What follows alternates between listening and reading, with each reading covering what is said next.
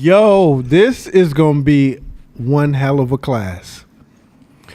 Um, Everybody's on one in here. You gotta be here. This shit crazy.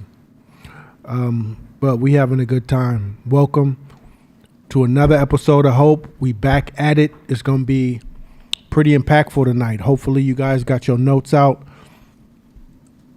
I'm gonna go way back to the 80s. You got your thinking caps on.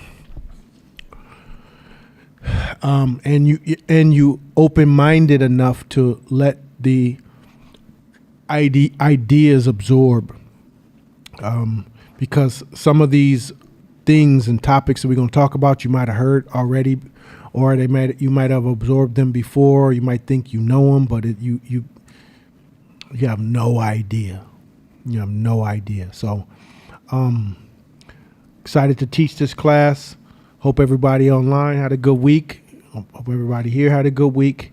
Whether you experience some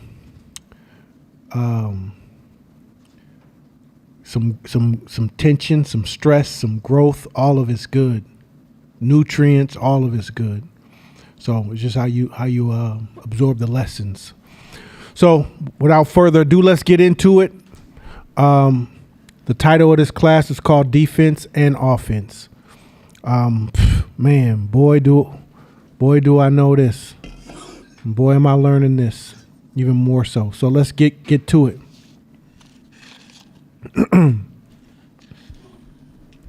Is heroism killing your business? I'm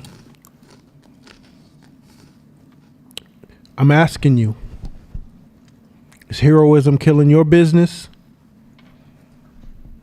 At people at home. We're going to take a step back from your business. And just from a macro perspective, I want you to look at it. Question number one that you can ask is, how do I know that heroism is killing my business? Because you're in it, you're moving. So here's some clues. Are you the bottleneck for every decision that has to be made in your business? Is your systems in your business set up to where everything has to go through you? Everything. 2, are you always saving your business?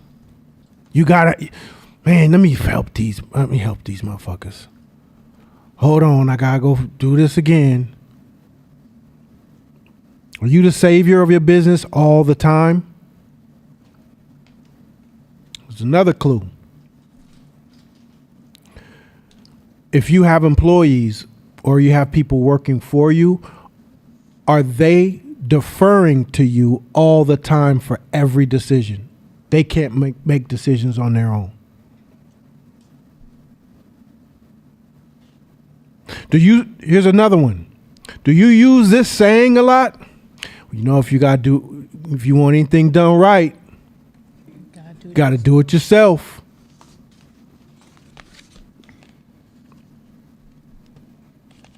If any of those are true, then there's pretty much a high probability that heroism is damaging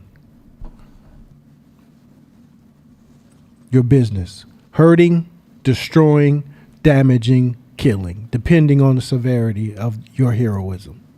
That's just keeping that shit on the real, 3 times crazy. Go ahead. How does this apply before you've scaled? Like in those examples, when you don't have employees, or like when it's just you, how do you determine heroism in that like early phase when it's just yourself? Good question. You're asking about the root, right? Like, what Sydney's asking is, how do I make sure my roots are clean and clear and healthy so that when I do grow, either I'm quick to observe it, recognize it, or it doesn't even get in altogether. Good question. And that will get answered. And I'll make sure to point it out when it's time.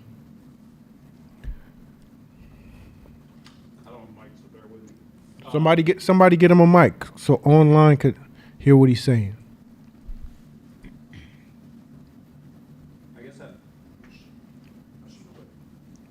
I kind of have a follow-up question to Sydney's.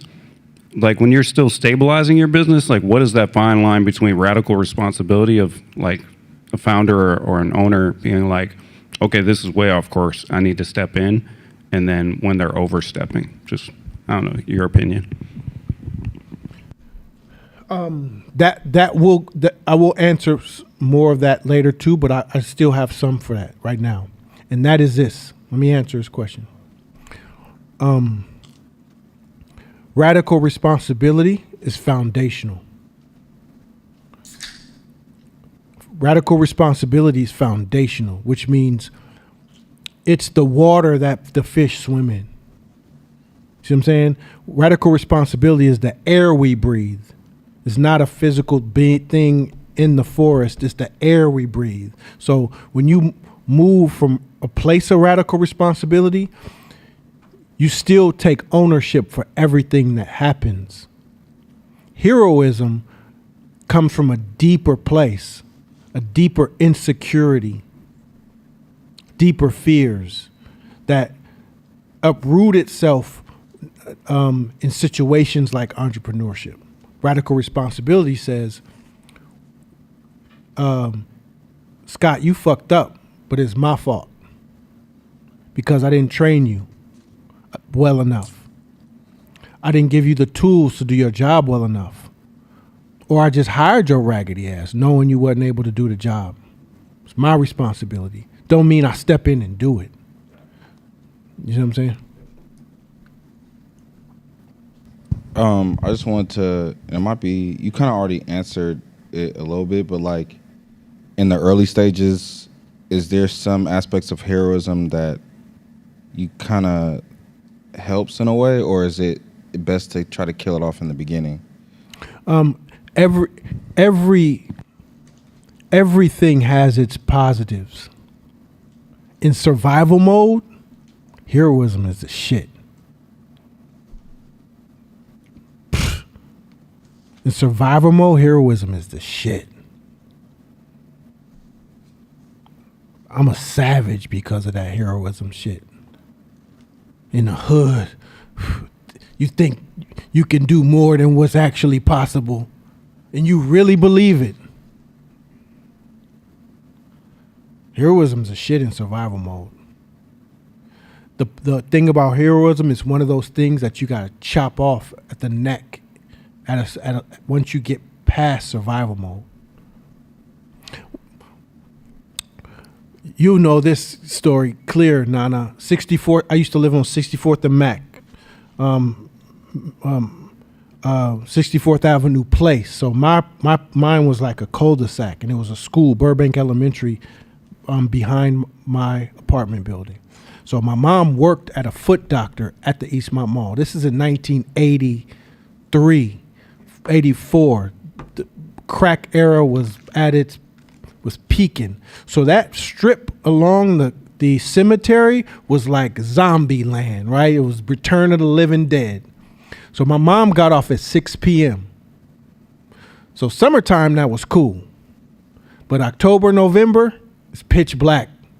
And she didn't have a car. She walked home. So I would go to the end of the street, sneak up and climb at the top of that apartment building at the end of that street and watch her walk home like I was really going to do something. Like I was really going to do something if something popped off. But in my mind, I was going to save her. Right? And so I would think I would come up with little tricks and because we in survival mode. So the Superman shit that you watch in the movies that feed you, to think that you could be a hero, hypes you up and sometimes puts your mind in places that your body, that's beyond what really is your physical capabilities, and that will save your ass sometimes. That delusion will save your ass. But in entrepreneur mode, you have to think numbers, scalability. That's not scalable as an entrepreneur. It's not scalable. Just not. So, so we can speak survival or we can speak entrepreneurship. And survival, man, shit, yeah. And I've seen some people do some. A lot of us from the hood. You've seen people do some amazing shit before with that mentality. Like, what did he just? That's crazy. That's that heroism. But again, if you carry that over because you won with it, kills you. It kills your business. Next slide. The psychological root cause, the hero complex. At the root, the business hero mindset is a blend of psychological defense mechanisms and identity construction. Okay, hold on. So Sydney, it's a construction. It's a construction, which means it happens before the entrepreneurship. So you got to deconstruct it once you see it, because it'll be the fabric of everything you do. Keep going. Ego identity fusion. Many founders tie their self-worth directly to the business. The business succeeds, I matter. The business struggles, I'm failing as a person. This creates an unconscious drive to stay in the center of every success. Okay. So if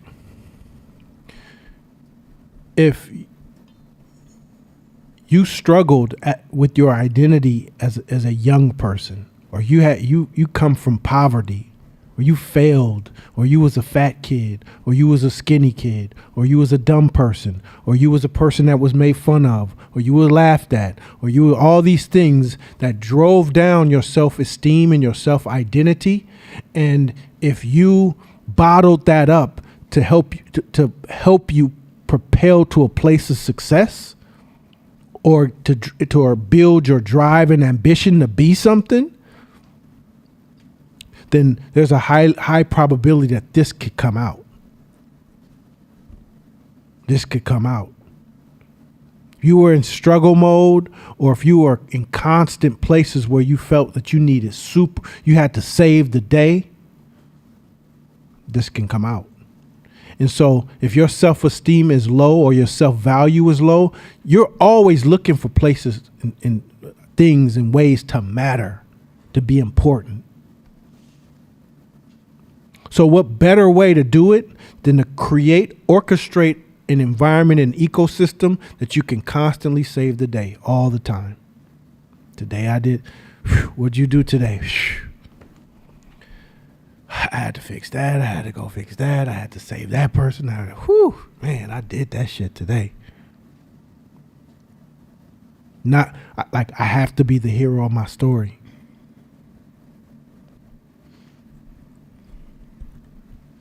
I know that this is going to be a crossover, but I'm going to attempt to talk out my thoughts. So, as an entrepreneur, we're to create successful businesses attempting to solve people's problems. So most businesses come because they have an idea, system, or solution to solve a problem. If our businesses are based on solving problems, how do you build that business being a problem solver where it doesn't root back to that? Again, that makes sense. Yeah. Again, being a problem solver and playing the hero is two different things. Can you explain the difference? Sure. So a good therapist in therapy, a good therapist will make you think you solved your own problem. Good therapists can do that. They will guide you and move you to make you feel like, oh, wait a minute. That doesn't make any sense. And if that doesn't make any sense, then I'm being irrational. Oh, because of my own beliefs. Oh, man, Court, I'm a genius. Yes, you are. Just pay me my money. You know what I'm saying? Like, problem solving can be ambiguous. It can go from I don't even know who helped me solve it to, oh, this person solved my problems. Thank you. Heroism is there's a clear, definite person who came and saved the day, and that's you. And how much emphasis do you place on the fact of, hey, I saved you. Yeah, I was there. You wouldn't be here if it wasn't for me. I was a hero. Because heroism is also the precursor to hero worship. Problem solving is different. Problem solving is different.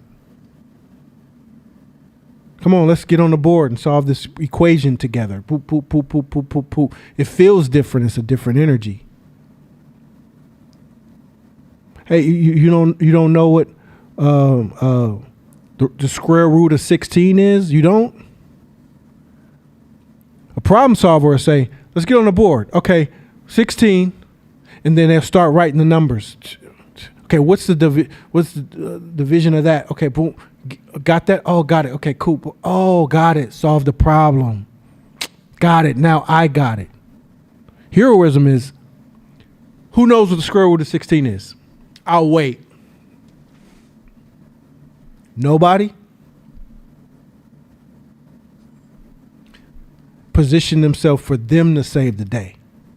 Now I'm going to save the day. Nobody could get it. Put some pressure on there. Create some tension around it so then I can really feel the elation of saving the day. Got you. All right. So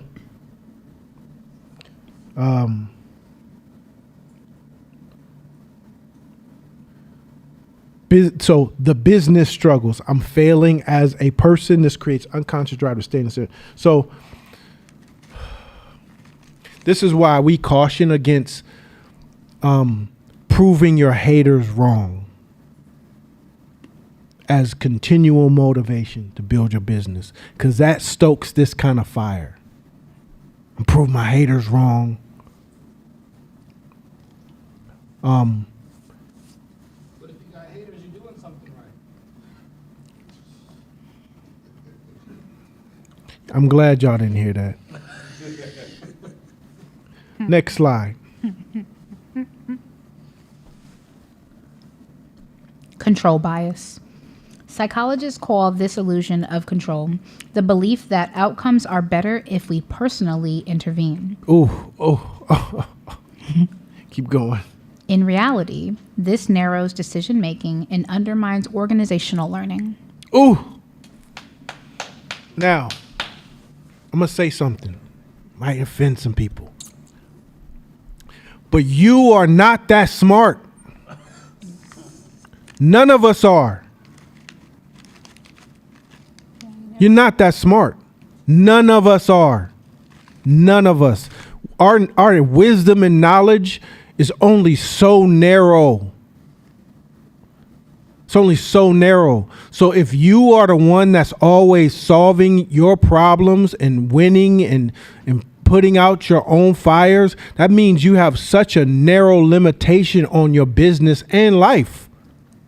And control a lot of times comes from some past fear where you didn't have control. You didn't have control. So now when you're grown up, you want to make sure you want to have control in every aspect of everything. But the problem with that is that control is only mitigated by your knowledge and what you know. And going back to what I just said, we ain't that smart. None of us are. And I'm talking relative terms. Relative terms. So what makes us geniuses is in collaboration with others. That's what makes us geniuses. What makes us scalable is transference of knowledge to others that gives them the same capabilities that you have, where they can either take it and run with it or take it to higher places than you. That's what the game is about. I love the word illusion. Mm-hmm. Because you really feel like you controlling some shit, huh? You really feel like you controlling some shit. And you ain't controlling nothing. You're controlling a tiny sliver of a 1 grain of sand that when the wind blows, it's way over here.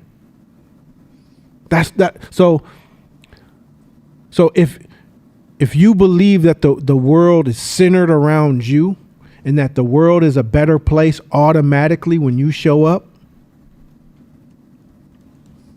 what's happening is it's going to kill your business. And if these things up to this point is true of you, then it's probably already damaged a lot of parts of your life. Personally, physically, emotionally, your friends, your money, your business. That's just that real shit. And you have to be ready, and you have to decide that you had enough and you want to try something different. I want to try something different. Because you narrow all your options every time. Only with what you think you know. You narrow your options.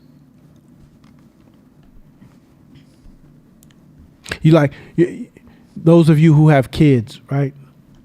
When your son or daughter was 3 years old, say 3 to 5, 3 to 6, they had 3 or 4 things that they eat and nothing else. I don't want nothing. Everything else is nasty. Right? Knowing us as adults who've experienced full palettes of life, we know it's so much good food that they missing. But they are adamant about just the shit they want. I don't even want it touching. I don't want it touching. I don't want this. I don't want that. I don't want that. I only want this. Whatever that 3 or 4 things, chicken nuggets, this, that, that's it. And then over time, you want some of that? Oh yeah, I eat that now. Oh, you eat that now? My daughter does this all the time to me.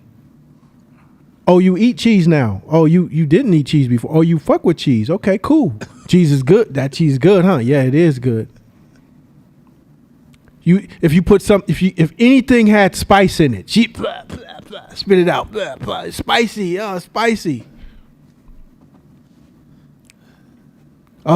She had a bag of Takis in her backpack. Oh, you eat spicy now. Because the limited palette of control that they have starts to expand. Now imagine if they could see what we see. That's what y'all doing in your life. That's what you're doing in your business. That's what you're doing personally. That's what you're doing with friends. That's what you're doing in relationships. You're doing this.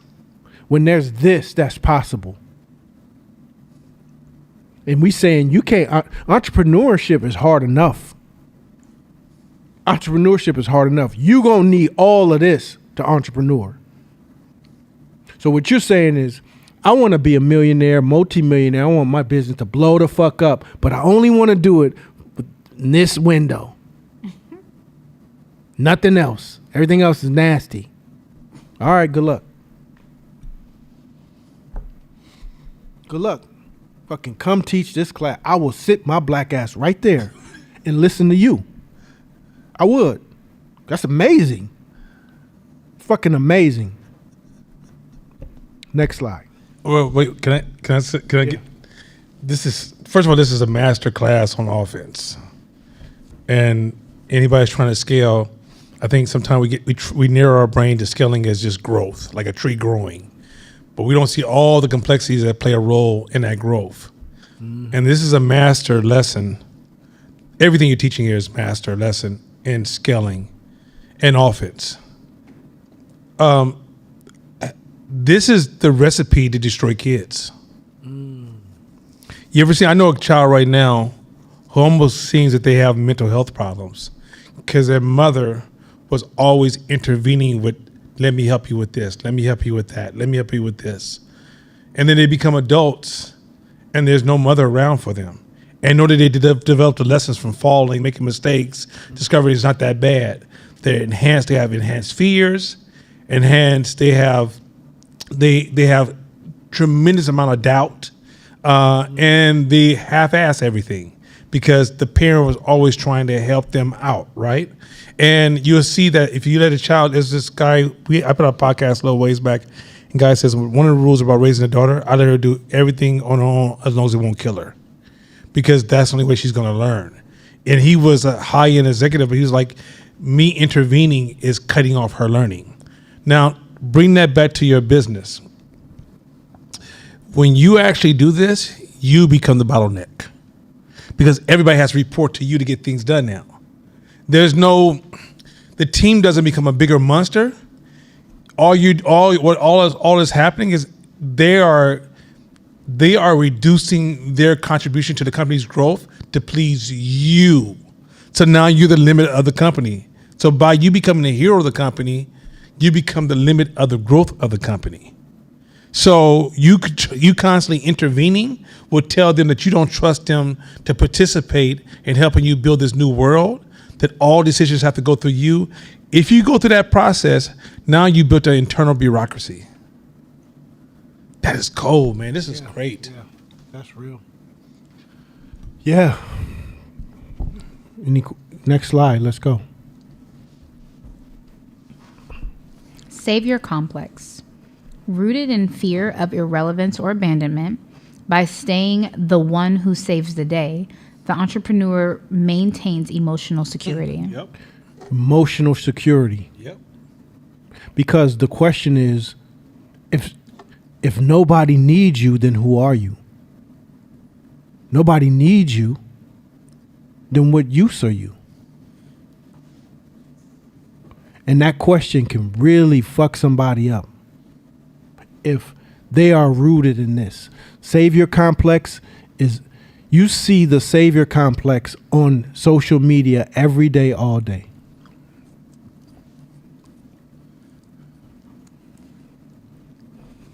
You know, like there's millions of opportunities to see that.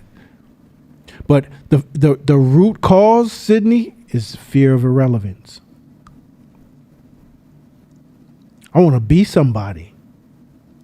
I want people to know my name. I want people to remember me. I want people to. And if I don't insert myself in situations, then I am in fear that I'll be irrelevant. Like,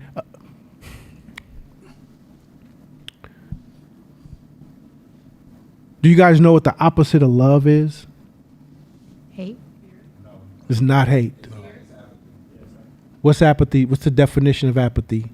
Let the people know. Grab the mic. I mean, it's just like when you just don't care. That's abandonment. That's irrelevance. Like, you understand what I'm saying? So, what's worse to people than hate is getting ignored.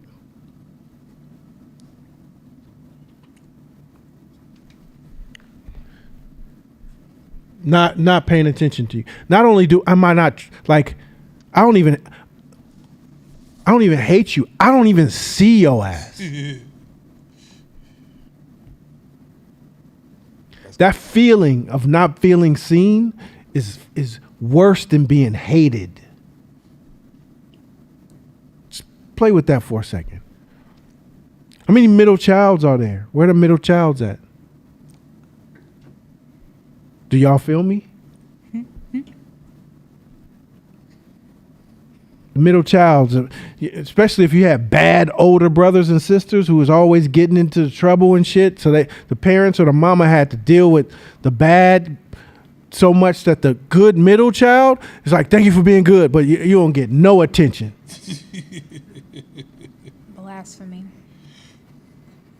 To this day. So the desire from that can plant seeds in wanting to be the savior complex. It can. Because when I get older, that's not going to be my life, where I'm just ignored. People just walking past me and don't even see me. So this stuff, I don't judge it bad or good. It is what it is. And I think we all have experienced these feelings, this desire at one point or another or now. I'm not judging it. What I'm saying is that if we don't contain it, control it, and turn that down to 1 or 0, then if you are entrepreneuring, it could kill your business. If you are the savior in your household and you're your mother or the father and you have a hero complex in your household, then you are not empowering your kids to have agency. Come on, man. Can I have a I'm question? just keeping that shit 100.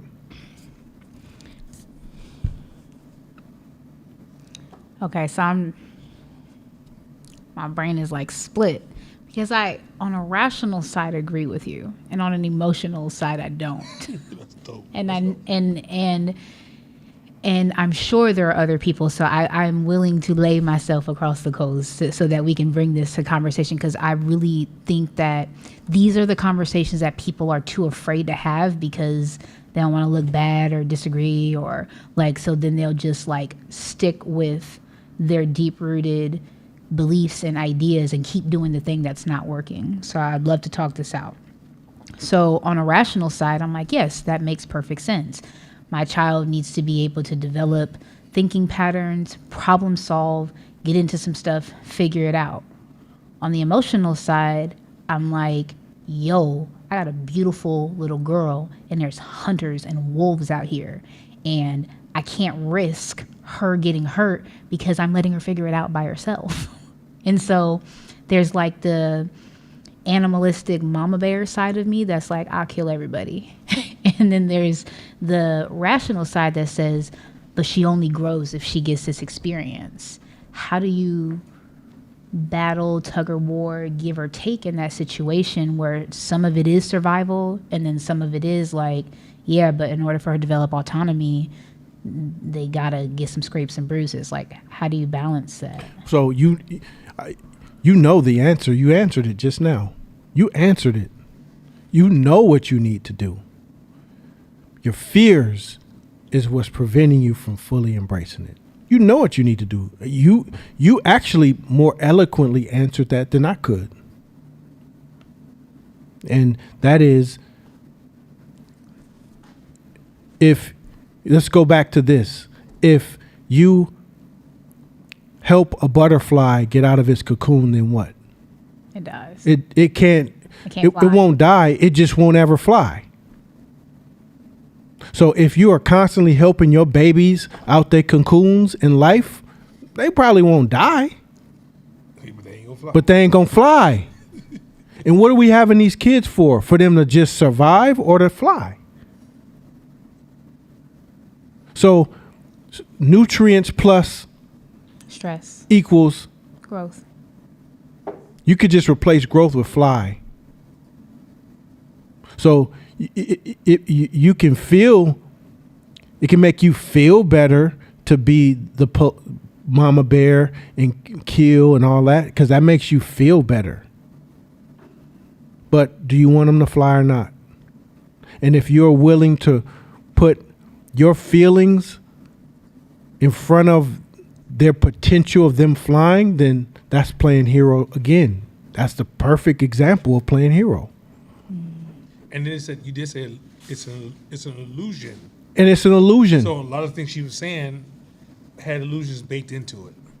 Absolutely. Like, it's an illusion anyway. It's an illusion because at a certain point, unless you want that person, their daughter, to live with you, y'all just live with each other your whole life, and you prevented that person from flying, and because you did it on purpose, because I don't want them to leave the nest, then you know what you got to do. Like we talked about when we were younger, it seemed hella cruel when our mom was like, "Oh, somebody's trying to beat you up."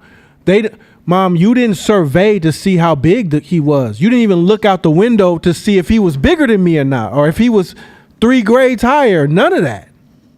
Because it didn't matter. Because life, you don't have the luxury to choose the size of the shit that hits you in life. So I don't give a fuck if he an adult. Get your ass out there and fight. Now, if we are the level that we've got out of survival mode, right? The beauty about the positions that some of us are in is that if we've gotten out of survival mode, we can put our children through controlled stress. Stress in controlled environments. Stress in environments that we know it's not going to kill them. But it can give them tools for growth and survival that could simulate some of the things that we've gone through, but at the same time gives them agency. I told the story a while back of the basketball player who, with the underhanded free throw, what's his name? Rick Barry. Underhanded free throw. Played for the Warriors. So his sons grew up in the Bay Area. Guess where he used to take them to practice and play hoop? Not in the nice areas where they grew up. He'd take them to Oakland, West Oakland. And he knew that they were safe and protected because his friends would be like, I got him, don't worry. And he would go. And the boys would be like, Dad, don't leave me. What, you leaving me in the hood? And he's like, yeah, you got to fend for yourself. You got to survive. Not even though he knew that they were taken care of, they didn't. So over time, they got comfortable playing with grimy little hood dudes and getting cussed at and fouled hard and pushed on the ground and eventually fight back and push you back and I ain't afraid of you. And like over time, that built in them because they thought Pops just dipped and was just letting them fend for themselves. So guess what? All 3 of them got in the league. And he's like, and I'm not that athletic. So understand the difference. Some of those environments are controlled. Some of those but again, it's like the air you breathe. If your foundation is, I'm a mama bear and I'll kill you. If that's your foundation, if that's your water, then that's going to ooze out. That's going to come out. And that's actually also a cognitive distortion, right? It's all or nothing. It's all or nothing. It's either if I allow you to grow and be on, then all this bad goons and goblins is gonna get you. You went straight to the extreme. And I'm just so I gotta protect you. Back to the other extreme. And that is the art that we have to learn. We have to learn that art of how much do we press and how much do we stop? Where do we let go? When's the less? Because you've seen examples of people who been smothered and babied and handheld, and then when life hit them, they crashed and burned, and it ended up hitting them anyway. So how you want it? You want to let it out slowly over time, or do you want to let it hit them all at once? Bang. But the thing is, a lot of times we don't realize that it's us in the way as parents. It's our fucking fault. Man, our kids is soft. This generation of kids, hella soft. You ever hear that? They don't do this, they don't do that, they don't do this. You know what you don't hear? We raised them motherfuckers. We was their dads and moms. We the ones that, because we didn't get none of the Jordans, we spoiled them like motherfucker with all the new Jordans. They didn't have to work for none of it. We the ones that went up to the school and talked to the teachers because they were treating them fair, and yelled at the coaches for benching our kid and this and that. And we the ones that did that. And then when they can't fly and they wings don't work, we stand there like, the fuck you doing? Get up, fly, shit. You did that. We did that. We did that. When I made my first million at 31, I lost my mind. You know what? I used to go school shopping for my son who was in 6th grade. I would go school shopping in Harlem on 125th Street because they had all the stores that had all the dope hip hop clothing for short kids, for little kids. I'd fly to New York. Wow. Y'all ain't hearing them. You know that, yeah, I got best dressed last year. You gonna get it again this year? I fly to Harlem. I fly to New York, go to Harlem, 125th Street, get all his school clothes, come back home. Timberlands for little kids and all the dope shit that for adults, I get it for little kids. So then when I crashed and I was broke and we at Big Five looking for school shoes, and he like, fuck it, I don't want nothing, and walked out, I got mad at him. Right? I was mad at him. Man, what's going on with these kids today? This is why this is so important. This is why this is so important. Being a savior can kill a lot of things. Next slide.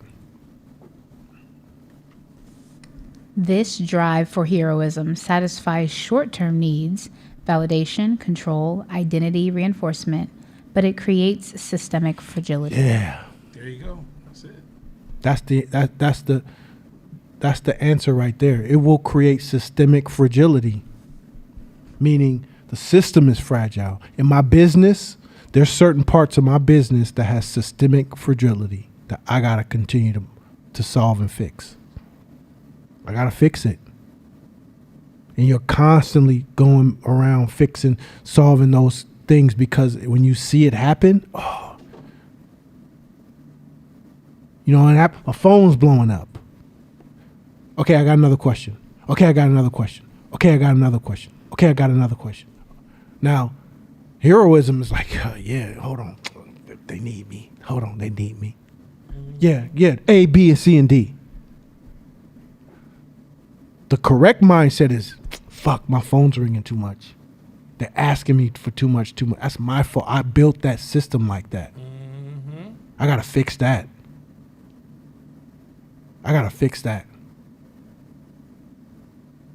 And the more you do that to where you don't need to, like over time, the goal is for you not to need to come in the office. I met this dope ass dude in Vegas. Did a turnaround trip to Vegas.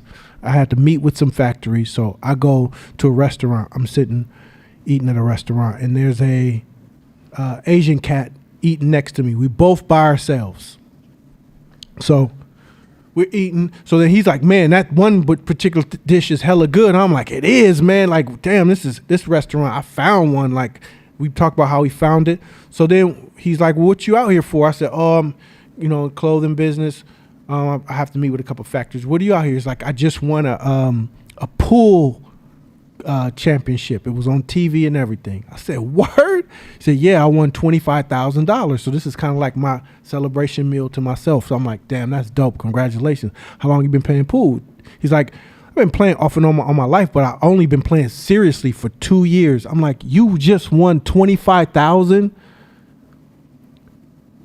You beat the best of the best. It was on television. You only been doing this shit serious for 2 years. I'm like, how the fuck? He said, I'm an entrepreneur, so I have 3 restaurants, and I built my businesses up to a point where they don't even need me to come into the fucking restaurants. So I was just bored. I needed a hobby.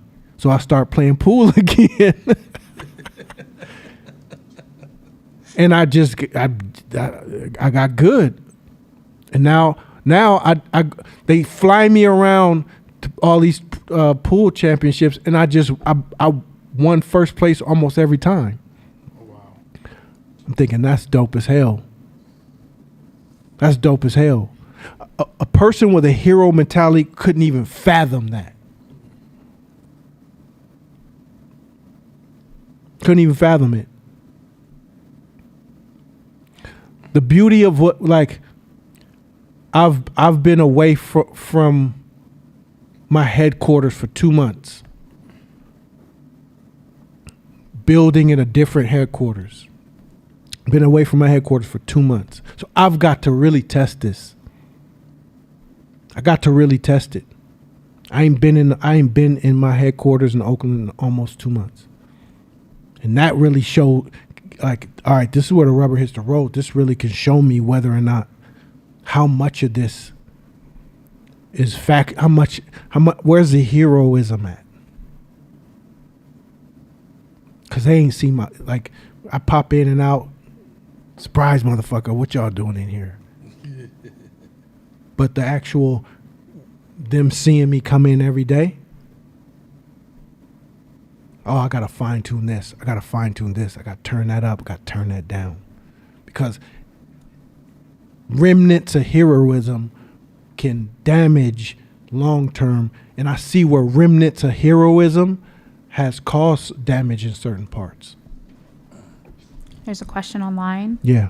Fern said, so is it like we think if we can control the outcome, then our fears won't be realized when we don't control things anyway?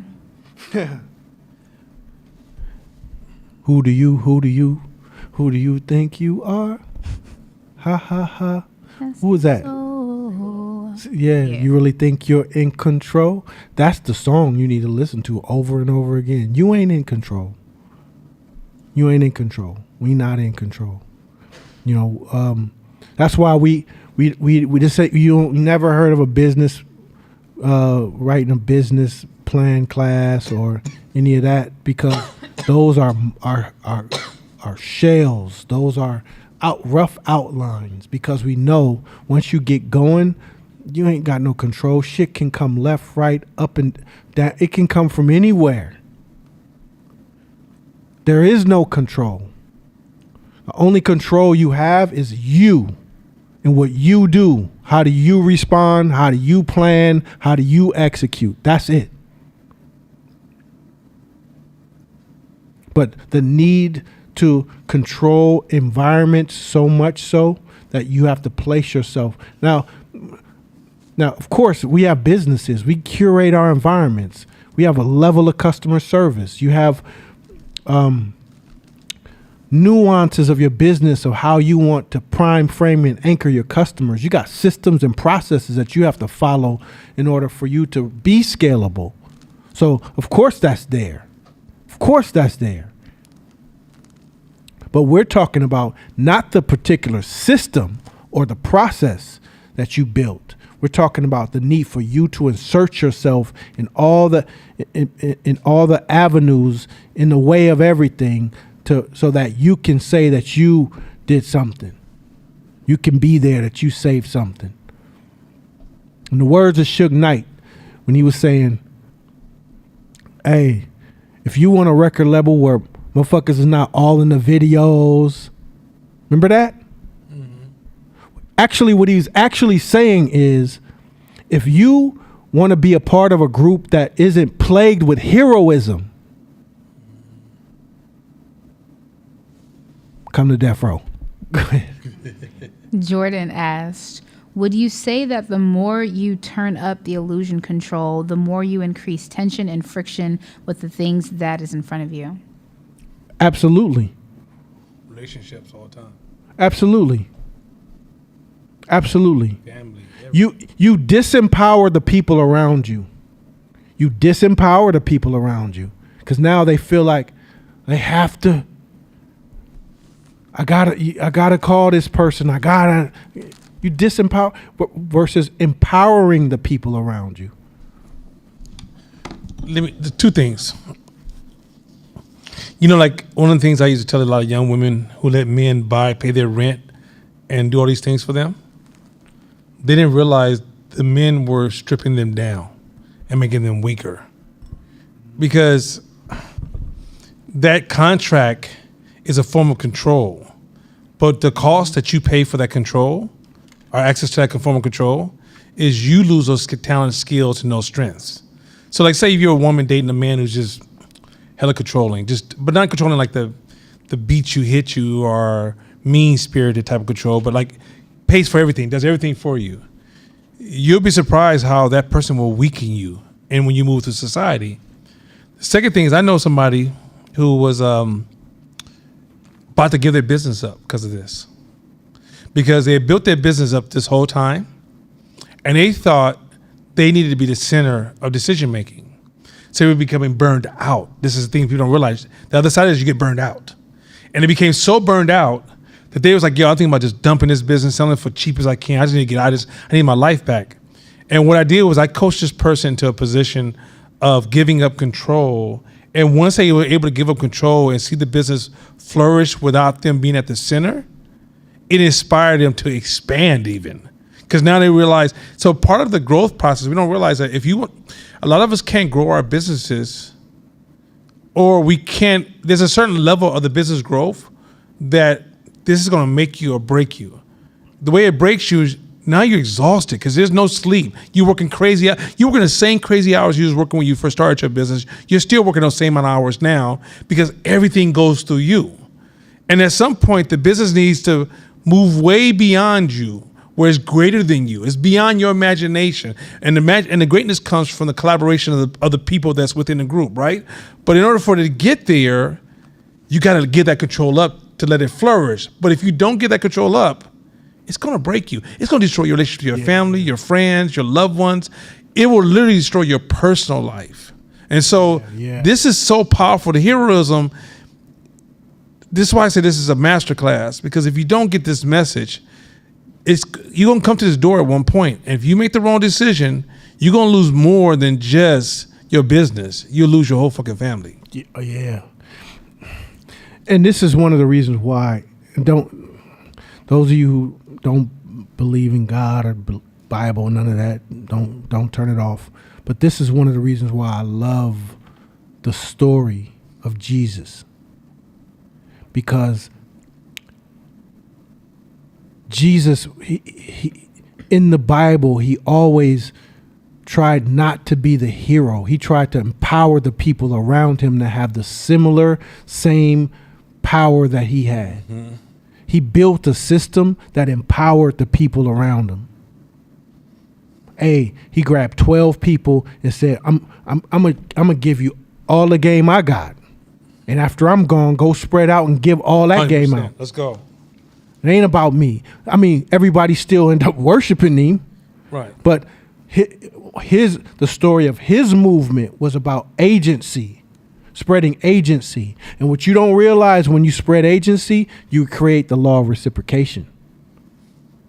Because where'd I get this game from? I'm forever indebted to you.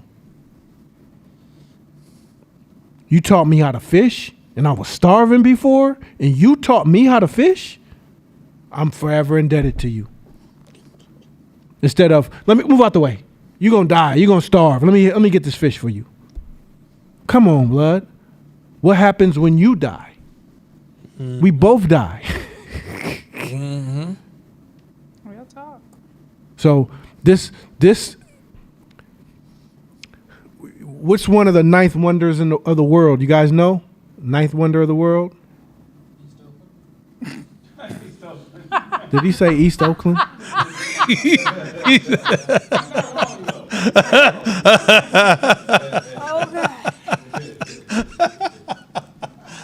Josh making me sweat. No, not East Oakland, Josh. Compound interest. Right? You ever hear that? One of the ninth wonders of the world, compound interest? Yes. Compound interest comes from duplication. It comes from now it used to just be me, but now it's just me and you. Now me and you have it. And I'm going to go teach 2 people. You go teach 2 people. And those 2 people teach 2 people. And over time, you have an army of people who are rooted in the same power. Oh man, that's what makes it crazy. This class, the beauty of this class was not about, oh, I'm just gonna get this money, learn this game, and keep it to myself and get me and my family, we good. The beauty of this class is whatever I got, you got. Whatever Nana got, you got. So now you go off and grow and build and expand to be successful. And you do the same thing to others. That's what the whole purpose of this. It's not built on heroism. It's not built on, this is what I know. Mm-hmm. Where'd you get this game from? Man, I was meditating. You know I meditate. Meditating, and God gave it to me to give to you. That means you can't get it because God gave it to me. No, I just read it in this book. Here, go read it. You know what I'm saying? And read this one and that one and this. That's exactly where I got it from. Got a Zen saying in Buddhism: if you meet the Buddha, you have to kill him. It's one of my favorite sayings. Meaning, like, make no man your master. That the work of enlightenment is your own work to do. Like, not that you can't have a teacher, but like you're saying, like, give to your your peers, and then we all build together. Man, that's real. Yeah, and you've heard it from Nana several times. Do not make none of your guru, none of those titles. Fuck that shit. I'm your peer. Somebody who is just down the path. I'm further along than some and behind than others, and that's the beauty of the path. And as long as we communicating, we're helping each other get through it. Hey, it's a pothole up there. Wait. See what I'm saying? That's what makes us powerful. Next slide. Okay. So now we off this. I think the heroism thing, it was on my head. I like it. So now that we off heroism, I think your question and what we talked about is a great segue to this, is have giving energy. Like it's different than being a giver. Having giving energy is different than being a giver or giving. It means you breathe it.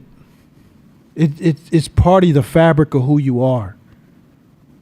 Giving energy means if that's just part of your fabric, that's who you are, then everywhere you go, people are going to feel like you added value in some way or the other. Whether that's a conversation, whether that's encouragement, knowledge, game, an opportunity, a job, whatever it is. If you have giving energy, it makes you an advancing person. You know, Nana talks a lot about if you move to a block and it's trash everywhere, clean your shit. Clean, keep your shit clean. And maybe a little bit to the right and to the left. So that when people come by, whoever's in there, you see the difference. And that's contagious. That's giving energy. Man, when we moved to where we are off Hagenberger, it was crackhead central, homeless central, shit everywhere all the time. Bottles, and I thought it would never go away. So every morning I got the bucket and I get the little picker, because you never know. You pick up needles, you pick up all kind of shit. And it just slowly over time, people stop throwing shit on the ground in front of our building. Now, I can't remember the last time I picked up trash in front of our building. I just forgot about it till just now. It's because when you move in that space, over time, that energy just evolves with you. Same thing as a human being. Same thing when you interact with, have giving energy. Don't mean like, unless you want to, but it's not specifically meant to where you just giving money. Here's money to a homeless person. Here's money. It's not the act of giving money. It's the giving energy. A smile. How you doing? Have a great day. Like, that feels so much better over time than playing the hero. You want to know what feels better than having a hero complex is giving energy. Mm-hmm. It can be easily confused too. Say it again. It can easily be confused. Elaborate on. Well, because sometimes you will use giving energy to mask that you're a hero. Right. I see it. That's I know true, people who too. do it all the time. I think what's so dope about this too, like if you talk to a lot of women, the lessons you teach tonight is a common theme that they suffer from. Because a lot of them move from giving to heroism, and a lot of it is interrupted because, going back to your point, their personal value goes on trial, and so they start to use giving to backfill their personal value, then turns them into a hero. So this is an amazing lesson because all this is connected. Let me just do a quick advertisement out too. Pastor Chris, this is one of the he has many great attributes as a minister and a leader of a servant of God. But one of his superpowers, he had about 4 or 5 superpowers, but one of his superpowers is actually giving. If you're around him, he can give you nothing and give you everything. That's one of his superpowers. Absolutely. And that movement alone makes him infectious. And also, okay, I'm gonna use church language, but then I'm gonna use business language. It increases his blessings for business people, increases your opportunities. Real talk. Jasadi, you got a mic? Yeah, I just had a question on that. So, like, you were saying that giving energy you have to be careful because it can run into like heroism. Does giving without getting any like recognition or giving in a way where like nobody else can find out that you're giving, does that help like circumvent that? Yeah, you heard stories of Michael Jackson and Prince, who played major roles. But let me tell you how it happens. You start cutting people off from having their lessons. I watch many people fall because I know that me and Court had this conversation. I watch many people fall because I know on the other end they're going to gain strength. So I got to let them fall. I may want to stop you from falling, but after a while you start giving and you start interrupting people's processes. Right? My daughter like is the queen of stop interrupting my process. Let me go through what I need to go through. But you start with I'm giving, and that's how you create a humane type of undertone to you really interrupting. And when you're interrupting, you're heroing. So it's just it's such a thin line. Like if you're skating on, you can fall on any side of that conversation. But I promise you, a lot of people when they self-talk, like what he's talking about is a higher position. But when you self-talk, you say, "Oh, I'm giving to all these people," but you're almost giving with. You know the old story of the Pharisees. If you talk loud about your blessings, you're already blessed. A lot of people are giving, but they're announcing it. They're trying to interrupt. They're trying to fix things. They're trying to create things, but they putting it under the brand of giving when it's really heroism. Yeah, and that's a great point. I got to go back in my memory banks, but there's levels of giving, right?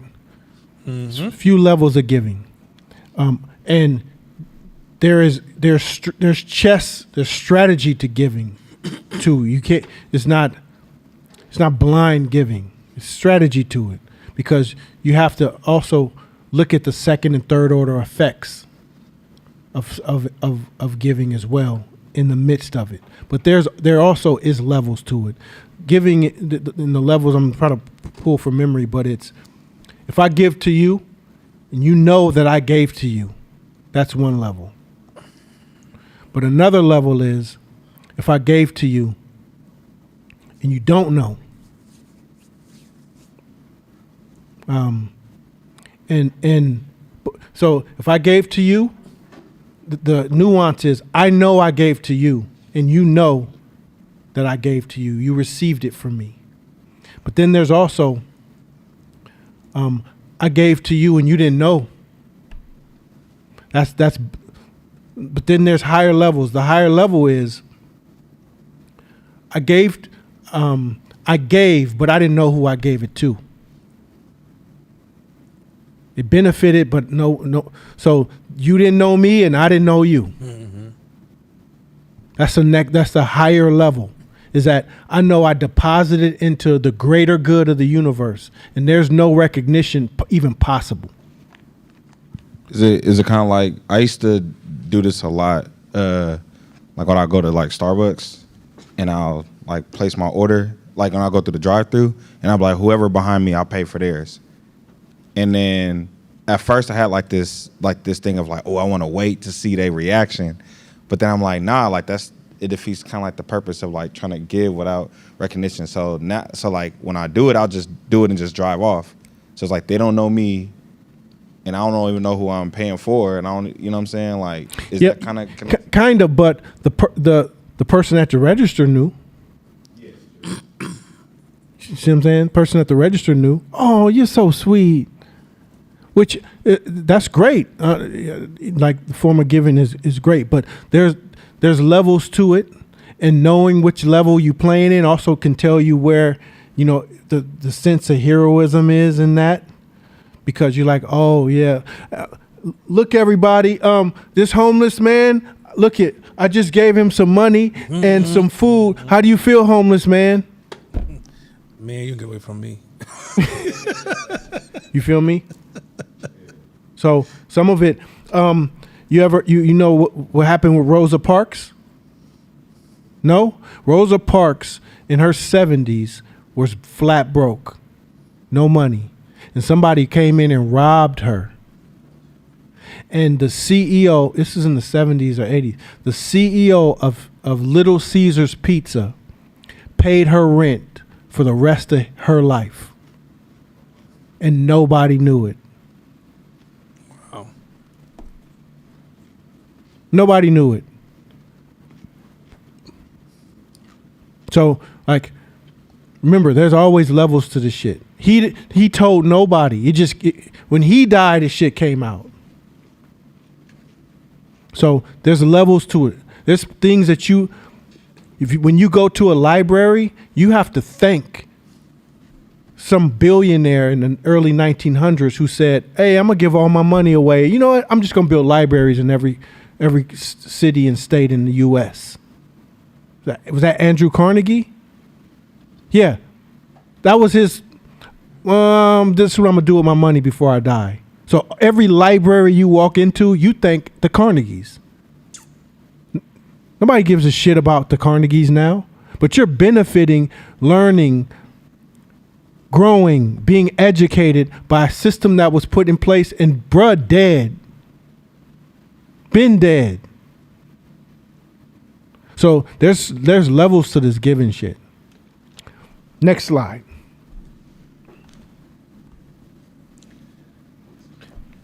The number 3, or do Yeah, you want me to number read 3. everything above it? Number 3. Okay.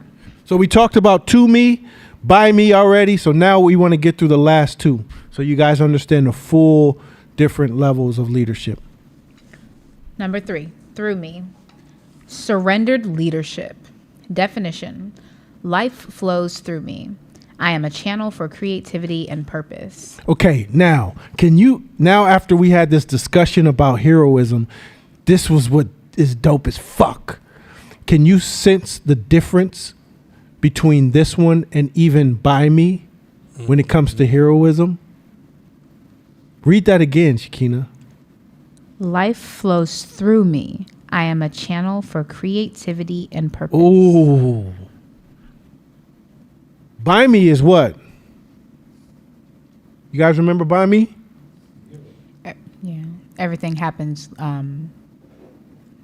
by me. Like, So you hear I the, created this. I did. you hear the hero in that? Yeah. That's why this is another level, the next level. Who did that thing? Shit, man, I don't know. I like to thank the team. You guys came through. Good job, team.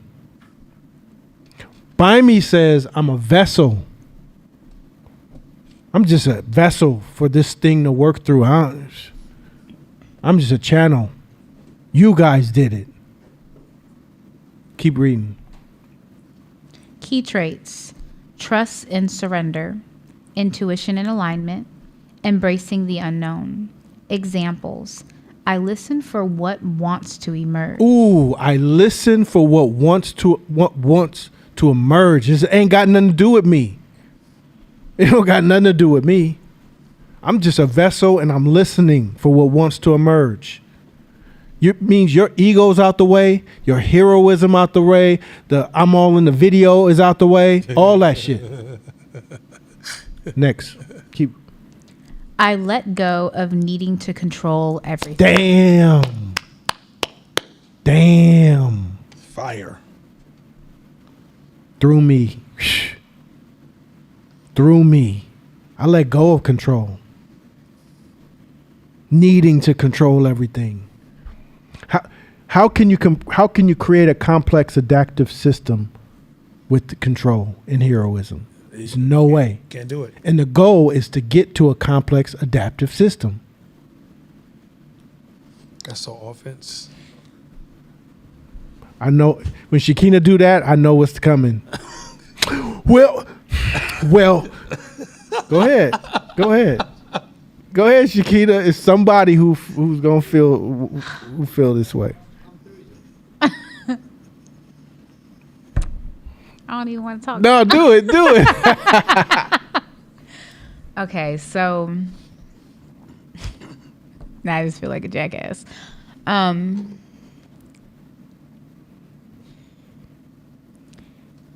I want to respect on ramping and the entrepreneurship journey. Like, I can say that I feel confident that most times I'm by me in my business. Number two, I can without a shadow of a doubt say I very rarely am through me, because I definitely have control issues and I definitely play the hero. And I know that stems from like survival mode and heroism and whatnot. And where my brain is going is, I know that shame or like doubt or not feeling good enough is toxic. It has no place here because it won't give me a path to go forward to figure out how to get to through me. And so I know that I don't want to like penalize myself for not being there. I also don't want to validate that it's okay for me to stay and by me because of my comfort zone or whatever core beliefs, etc., ideas that I have. If you're finding yourself in the to me, by me, wherever in this space, and you're an entrepreneur and you're trying to move forward, what is the conversation that you have that's not from a space of like shame or guilt or not enough to help move you forward without it being like laden with like not good enough undertones? Okay, so a lot of that was to me. A lot of that, those statements were to me statements. It wasn't by me statements. Mm-hmm. I know you got a ton of by me in you. You have a business that's growing. You have to. But a lot of that was coming from a place of scarcity, victim. So the conversations, the first thing you need is awareness. If you don't have awareness, you won't even know where you are. So it goes back to that Johari window. You got to know yourself and really ask yourself, where is this coming from? Anytime something comes out your mouth that has any sense of victimhood, victimness, blame, shame, guilt, you're at to me. You're at to me. So first you got to say, oh shit, I'm playing the victim here. This is a to me game. Because you can't get out of any place if you're in the wrong place. See what I'm saying? If I say, hey, I need you to go to San Leandro. And if you think you're in Hayward, but you're actually in Walnut Creek, you're fucked. And if you know you in Walnut Creek, but you're actually in Hayward, you're even more fucked because you don't know why you can't find where you need to go. So awareness is curative. That's a saying in psychology. Awareness by itself can sometimes be curative, which means just having the actual facts of where you are is a big one. So that conversation first is like, damn, I'm here. The next question is, where do I want to be? Well, I want to be I want to be through me. So which means any opportunity that comes my way from now to whenever, I'm going to run it through a through me filter. I'm going to take full responsibility for everything that happens. I'm going to own it, whether I want to or not. And through me said, that was by me. Through me says, it ain't about me. So if I come up to a situation and my team is stuck, I'm going to resist the urge to be like, okay, move out the way. This is this. Instead, I'm going to be the vessel for other people to get the answer. That's it. That's it. It's in action. It's not a word. It's not a let me talk myself up to this. It's the action, making that action happen. Every situation, every scenario. Next one. Yep, I don't need to read that. It's not a question. Fern and Chris were having a conversation. Fern and Pastor Chris were having a conversation online. Josh was saying, but it's not a question to the class. It was a question to Pastor Chris. ASME. Go ahead, next slide. Sorry. Reading the chat, my bad. ASME, oneness awareness. Definition: life happens as me. I am one with all experience. Key traits: presence and peace, no separation, embodied awareness. Examples: there is no resistance, only being. I am not separate from what is. I don't know if anybody, I think we'll all be journeying the rest of our life to get here. So this is like picking one of the four and one's better than the other. I don't think we should get into any of that. I think the main goal should be is where am I, where do I want to be, and how do I exist in these spaces? Because this is almost a meta version. This is a Zen version. This is when you've mastered a lot of traits and now you see things as all connected. And so there's no judgment. And we're going to have to be working on ourselves for the rest of our life to get here. But know that those exist. Josh, you had a question? I don't see myself. You need a microphone. I don't see myself as just one of these. I really see myself as a combination of the first three. Is that okay? Because I don't like see like, oh, I am only one of these. I see traits in all of them. Well, a lot of people most of the time will see traits of these in all of them. But what I will say is, as leaders, entrepreneurs, you want to get the fuck out of the to me space. Work towards getting out of there. Work towards getting out of there. That is one of the examples of places you don't want to be. Not saying that all of us aren't there sometimes, or we don't feel those feelings sometimes, but you want to get out of that to me space as a leader, as an entrepreneur. But now, like when we talked about Buy Me last time, right? Buy Me was the shit. Remember that? I own everything. I mean, buy me. How do I get to buy me? How do I get to buy me? Buy me was the shit, right? Everything. We question. Okay, hold on. How do I take responsibility? How do I own it all? Like that, just so hard. Then we have this talk about heroism. And now buy me starts looking a little suspect. Through me better. How do I get to through? Instead of playing a linear game, keep growing and expanding, and now you can observe yourself and see where you are. Oh shit, I don't need the credit. That was through me. Oh shit, I stepped back and let it happen. Oh, I've empowered my team to do this. Oh, I'm in a way here. That's fucking by me. Let me get out the way. Like now you're playing. It's because if you want to get to number 4, you can't have judgment about any of it. You have to let it all go and realize that it's all happening the way it's supposed to happen. Cool? Let me add to that. ASME. Okay. ASME is a combination of super radical responsibility mixed with it is what it is. I know that sounds really superficial way of saying it. Yeah. But like when you're young, you kind of born into the world of the world should be this way. And you have this definition of good, bad humans, right, wrong, values, differences. ASME is letting go of all of that and saying it is what it is. And things that I experience is a manifestation of me, not the world itself. So if you say the world sucks, that's me. Yeah, you suck. You suck, yeah. It's like you really start to see everything you feel and you see is a radiation of your experiences. You don't get to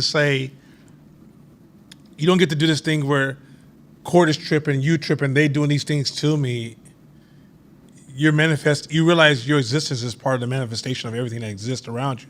Because there is no, the higher level of thought is there really is no thing that's happening.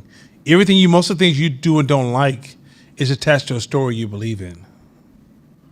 So that allows you to move in the world so differently because when the world's yin, you're yang. When the world's yang, you're yin. You can literally move in those spaces and sit in certain spaces, and you can actually find a consistency in your existence as me, where to me is the world is your stories are real and they're happening to you. As me is no, I am the story. I am everything that's happening to me. I am. I created all this. Mm-hmm. That's a whole. Like I can understand it.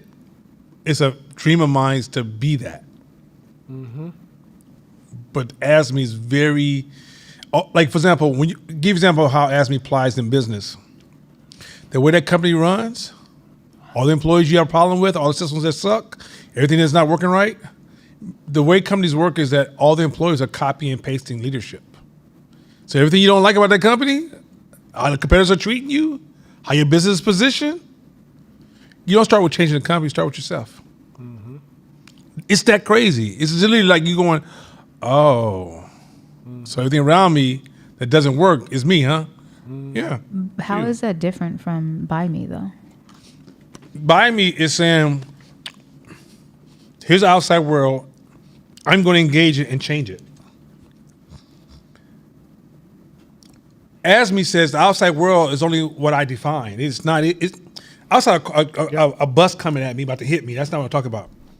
If you say society's bad, that's because you feel it should be this way. You can make society great. If you just decide, I want to feel it this way. You can move in this space because you're no longer anchored. You know, like you say, as a black person, as a woman, as LGBTQ plus, all these ideas are making the world to me, and then by me is, well, I'm going to change things for these things, like these activists who stand on these foundations, right? A politician. Through me is, I create these systems, and these things are working, and I produce these things, I set them free, and I started them. As me is, I'm not attached. I'm no longer attached. Mm-hmm. You know who can help you get closer, help you really kind of get a glimpse of ASME? Accept your death. And then you ask yourself, everything you've been doing, what did it mean? That's a painful space for you to sit in. Like, really sit there and accept your death. And say to yourself, so when I die, will your child do everything you want them to do? Will the world go the way you want it to go? What if the humans decided the day the day after you die, fuck everything you was talking about and they're going this way? Now, can you let go of all this? Yeah. And to add to that thought real quick is that you consider yourself currently a black woman in America, right? Black woman from New York, lives in Oakland, from America, business owner, right? But someone from another country, say in Japan, when they look at you, you are an American. All them other titles are gone. You're an American. So it shrinks, it throws away all of the separations of you. Now, if, say, an alien looked down at Earth and saw you, you are a human from Earth. So now there's no separation between you and anybody else you look around from the right or left to. We're humans from their perspective. We're just humans. We're life from their perspective. So there is no, I'm going to fight for this, I'm going to fight for that, I'm going to fight this war. You are that war. You are that. You are everything from that particular perspective. So some people have the ability to see that and their life is different. Hey, man, we don't need to fight. We on the same team. We're doing the same thing. We're going in the same direction. We both got kids, right? They can see things in a certain way to make you say, yeah, we are the same. Yeah, I guess we are the same. They find, as me means there's no difference between me and you. So why am I fighting you? Why am I labeling you? We're the same. And if I move like that, man, we win. But I got to go. So with ASME, do you embody the, and kind of, I guess it's connected to what you're saying, do you embody the challenges and like the problems as much as you embody the solutions? You do, but I say the solutions a lot of times come out different. The win-win of a solution is much more evident than a buy me. Buy me, there's still things on the table like I can win, you lose. Yeah, I own this shit, but this is my shit, and I'm not gonna lose. ASME says we are the same. So if I gotta win, you gotta win, or let's look for a solution because we're all connected. So sometimes the solutions are different. The through me solutions are different too. It's not about. So think about it from that perspective. All right, y'all. Switch.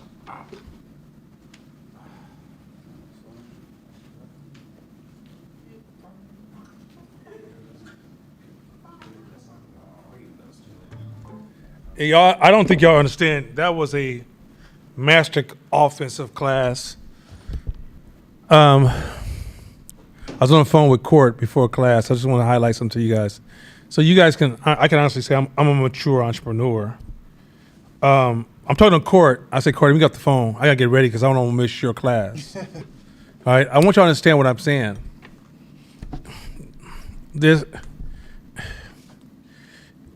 If Steph Curry got a chance to practice with Michael Jordan, he's going to show up to Michael Jordan's practice. Because it's not about, oh, I do that already. It's, yo, I get the chance to see a different perspective and a different angle. I will say this, but first, real quick, make sure that those of you at home, make sure that you're donating to Hope, because in order for us to continue to move things forward, we're not frozen or something like that online, are we good online? No. Okay. But in order to move things forward, I want to make sure that we keep the class growing. We need your support. I finance a lot of stuff myself. We take a small portion from memberships. But those of you who are just watching online, if it's in your heart, make sure you donate. Let's go to the next slide, because because I got a lot to teach tonight. So I know I've visited defense versus offense. Let me get my slides ready, my computer too. I know I have taught defense versus offense in this class before, but there was a conversation, I think, online where people were asking questions about defense and offense. I've had conversations with Shabisha and Shakina, Mashama, multiple people on this offense and defense, and I felt like we need to really kind of expand it and then also explain it. Now, I will say this.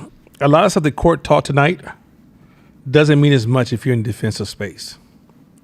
But before we get into defense as negative versus positive, I'm going to share with you guys something about defense that I probably never said before. You know, anytime we have a characteristic, it can't always be bad. It can't be all bad, right? There's no such thing as you inherit this characteristic and everything about it is bad. Defense has its place. You know where defense has its place? Anybody has any idea where defense has its place? War. No. In people's lives.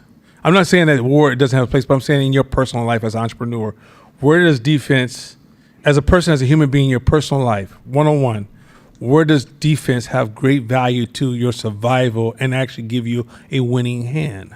You might have any rough idea? No? Defense is a superpower when you're suffering from poverty, scarcity, or hard deficit. Which is, again, defense. So, for example, why is this important? Let's say you're first or second generation of wealth, but every generation before that suffered from poverty or was trying to survive or fight off an enemy. Defense is what got them there and what got you here. So defense is so baked in because it's been part of your survival. Then here you come along tomorrow and say, you know what, I want to build a business. But once you decide you want to build a business, the same defense that got you here won't take you where you want to go. Now, the reason it's such a hard thing to recognize, and you're going to see this as we move through this process, is because it is actually your culture, the way you think, the way you breathe, the way your group moves, the way the world around you move, the way your family moves, the way your family comes together. Everything has a defensive element to it. Even your thinking about the world is defensive. And the problem is that once you decide you want to build, you have to shift towards an offensive mindset. The problem is that when you're asked to shift to the offensive mindset, it seems like I'm speaking a foreign language to you because most of us don't have a reference to what that is, especially if we're first or second generation fighting ourselves out of poverty. So meaning, if your mother and father worked a 9-to-5 job and you guys barely got through it, and when you went to college, you barely could afford college or couldn't afford college at all, right? Or you missed many meals coming up, or your parents missed many meals coming up, you are more likely a victim of defensive culture. Meaning that it doesn't reflect upon your ignorance. Defensive culture changes the outcome of your investments. Let me say this again. Defensive thinking changes the outcome of your investment. I got this from Shabisha, by the way. The way defensive thinking changes the outcome of your investment, you can go to Harvard right now, graduate with a wonderful degree. You can read almost every brilliant book known to man, sit in rooms with multiple gurus. But if you're defensive, your return on your hard work is decreased. One of the reasons I would argue, and I'm going to show this in this conversation, one of the reasons that African Americans don't have large built institutions is because defensiveness hovers over our culture. And why does it hover over our culture? Well, look at Jim Crow. Look at redlining. Look at the crack era. Look at slavery. Look at long generations of poverty. And that's what got us here was our parents' ability to be defensive. So, y'all, let's get into it. I'm going to tear this thing apart. It's a lot to learn. I suggest you take as many notes as possible. Ask as many questions, those of you online, if you have questions. This is a major class. I can't begin to tell you how important this is. This is a major pivoting point in your life. So if you don't get this, stop me, because I don't expect this class to be naturally rational or naturally intuitive. I expect this to be a struggle for some of you guys. Or you may hear it and even use your defense may take over and defend defend your defense against this offensive lesson. So this is going to be offensive masterclass, and I'm going to separate what is defense and versus offense. So let's start off with this the first slide. Let's go. Framing the conversation, defense versus offense. In life building strategies, the defense versus offense framework still holds true, but it shifts away from sports or combat into how you live, grow, and protect yourself. So what this is saying is that when you think about defense and offense, many of you guys are stuck in the framing of sports and combat, which is what's the opposite of defense and sports and combat? Offense. Not in life. It's different. There's a difference. So we're going to get into what that is. So you got to get rid of, in this conversation, you can't use the model that you see in sports and combat to understand this concept of defense when it comes to your personal life and business. Next slide. Defense and life building. So first of all, defense, before we get started, this is how defense looks in building your personal life. This is why it has its place. So let's go through it. Focus, protection, preservation, risk management. Examples: saving money in an emergency fund, avoiding toxic relationships, taking care of your health so you don't break down, saying no to commitments that drain you. Purpose, keeps you from losing ground or being harmed. So this whole time I've been saying to you guys, hey, work on your defensive thinking. You would say to me, Nana, what's wrong with that? There's nothing wrong with that. If you look at that list right there, there's absolutely nothing wrong in how defense plays to building your life. However, go to the next slide. Offense and life building. Focus, growth, expansion, progress. Examples: investing in new skills, Okay. starting a business or side hustle, building new relationships and networks, taking risks that could advance your career or life. Purpose, moves you forward, creates opportunities, expands your influence. So you would think, okay, so now you just saying I need some offense and defense. Right? Because in the end, but here's the thing with defense. There's a difference between defense and offense as just two neutral issues as opposed to being defense-minded. Defense-minded, which means you're not very strong on the offensive side, which is investing in new skills, starting a business or side hustle, building new relationships and networks, taking risks that could advance your career or life, right? Let's go to the next slide. Let's get into, I'm giving you the foundation. So before I get into this argument, you have to have some ownership. Otherwise, if I move too fast and don't give you any ownership, I'm going to be stuck with your defensive assumptions. All right, let's read this one. Balanced life strategy. So this is a balanced life strategy. Go ahead. All defense equals safe, but stagnant. So if you're all defensive, you're a safe lifestyle, but your growth is stagnant. Go ahead. All offense moves fast, but may crash hard. So if you just all offense, you'll move really fast in life, but your crash is really nasty. Keep going. Strong strategies weave both together. There you go. Continue. Keep going. Defense keeps what you've built from collapsing. Offense ensures you don't just survive but thrive. See, read that again. I want you to read that again for those at home, because I'm just gonna let you read that, and that should say everything you need to say so we can keep moving. So again, strong strategy weaves both together.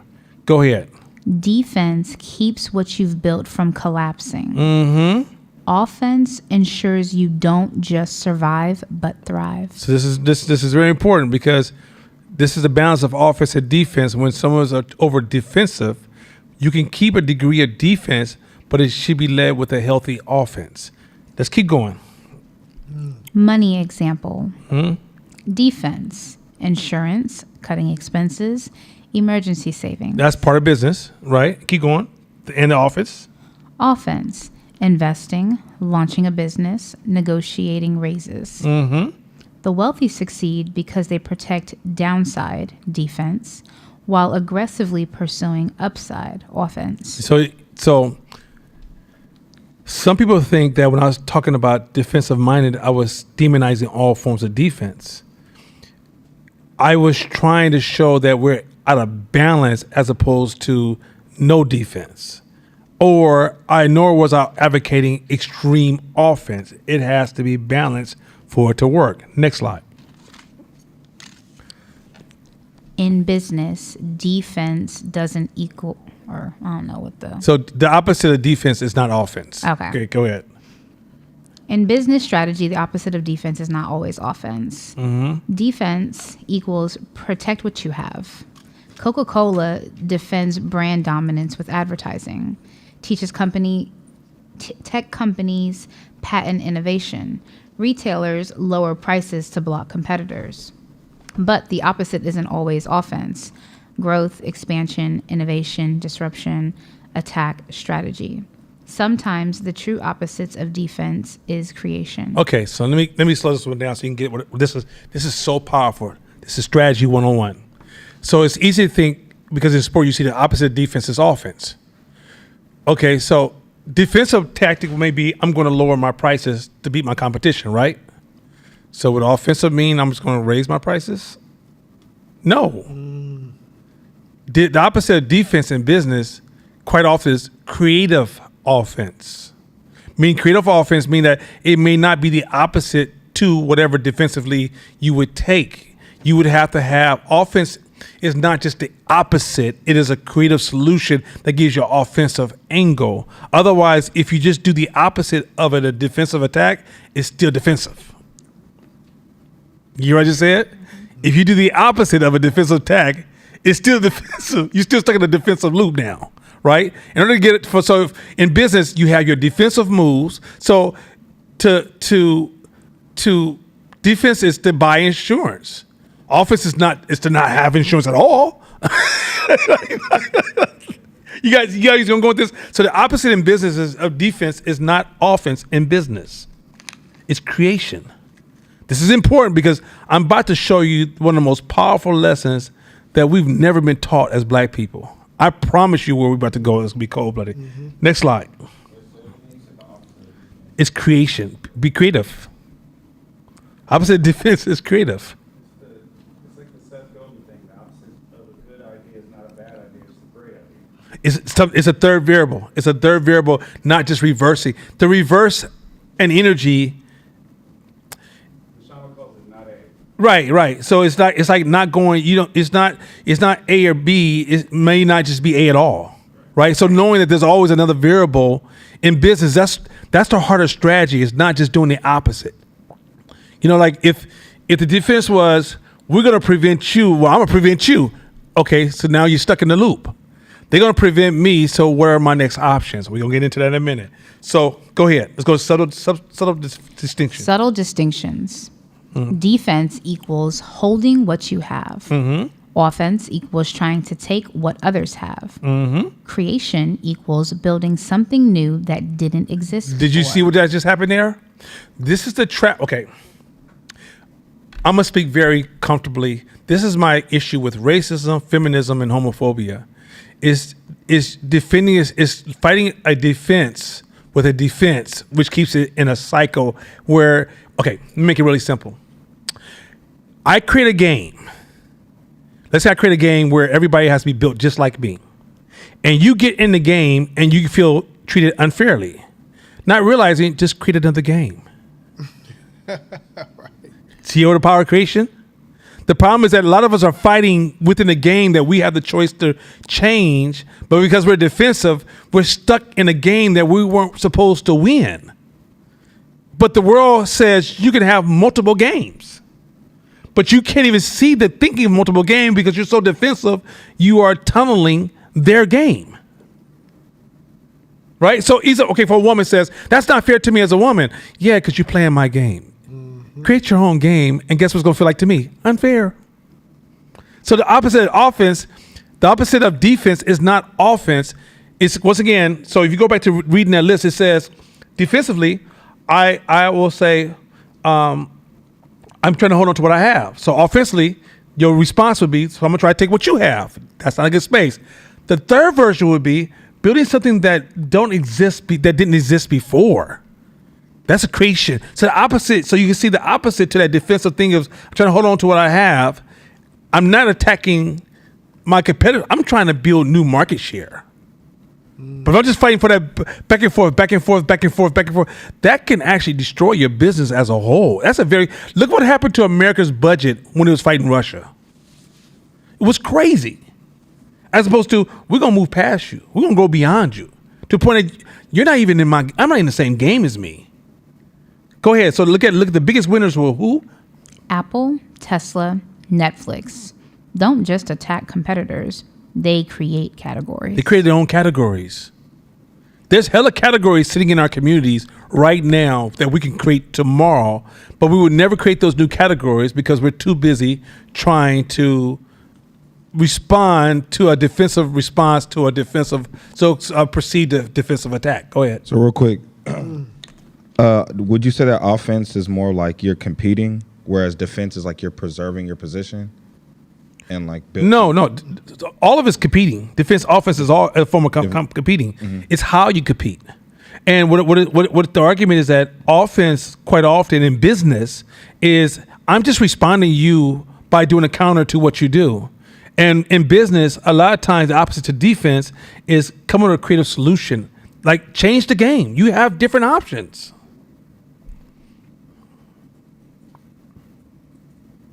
To your question, just out of a perfect example is like what Elon Musk did with Tesla, right? It's called blue ocean strategy. So you build something that creates, like Nana says, you change the rules of the game, you change the whole game. So like, for example, Elon gave away all of his patents for the way Tesla was making their engine. He made a broader market. Everybody wins in that market, but he's a leader, so he's still advancing in the market.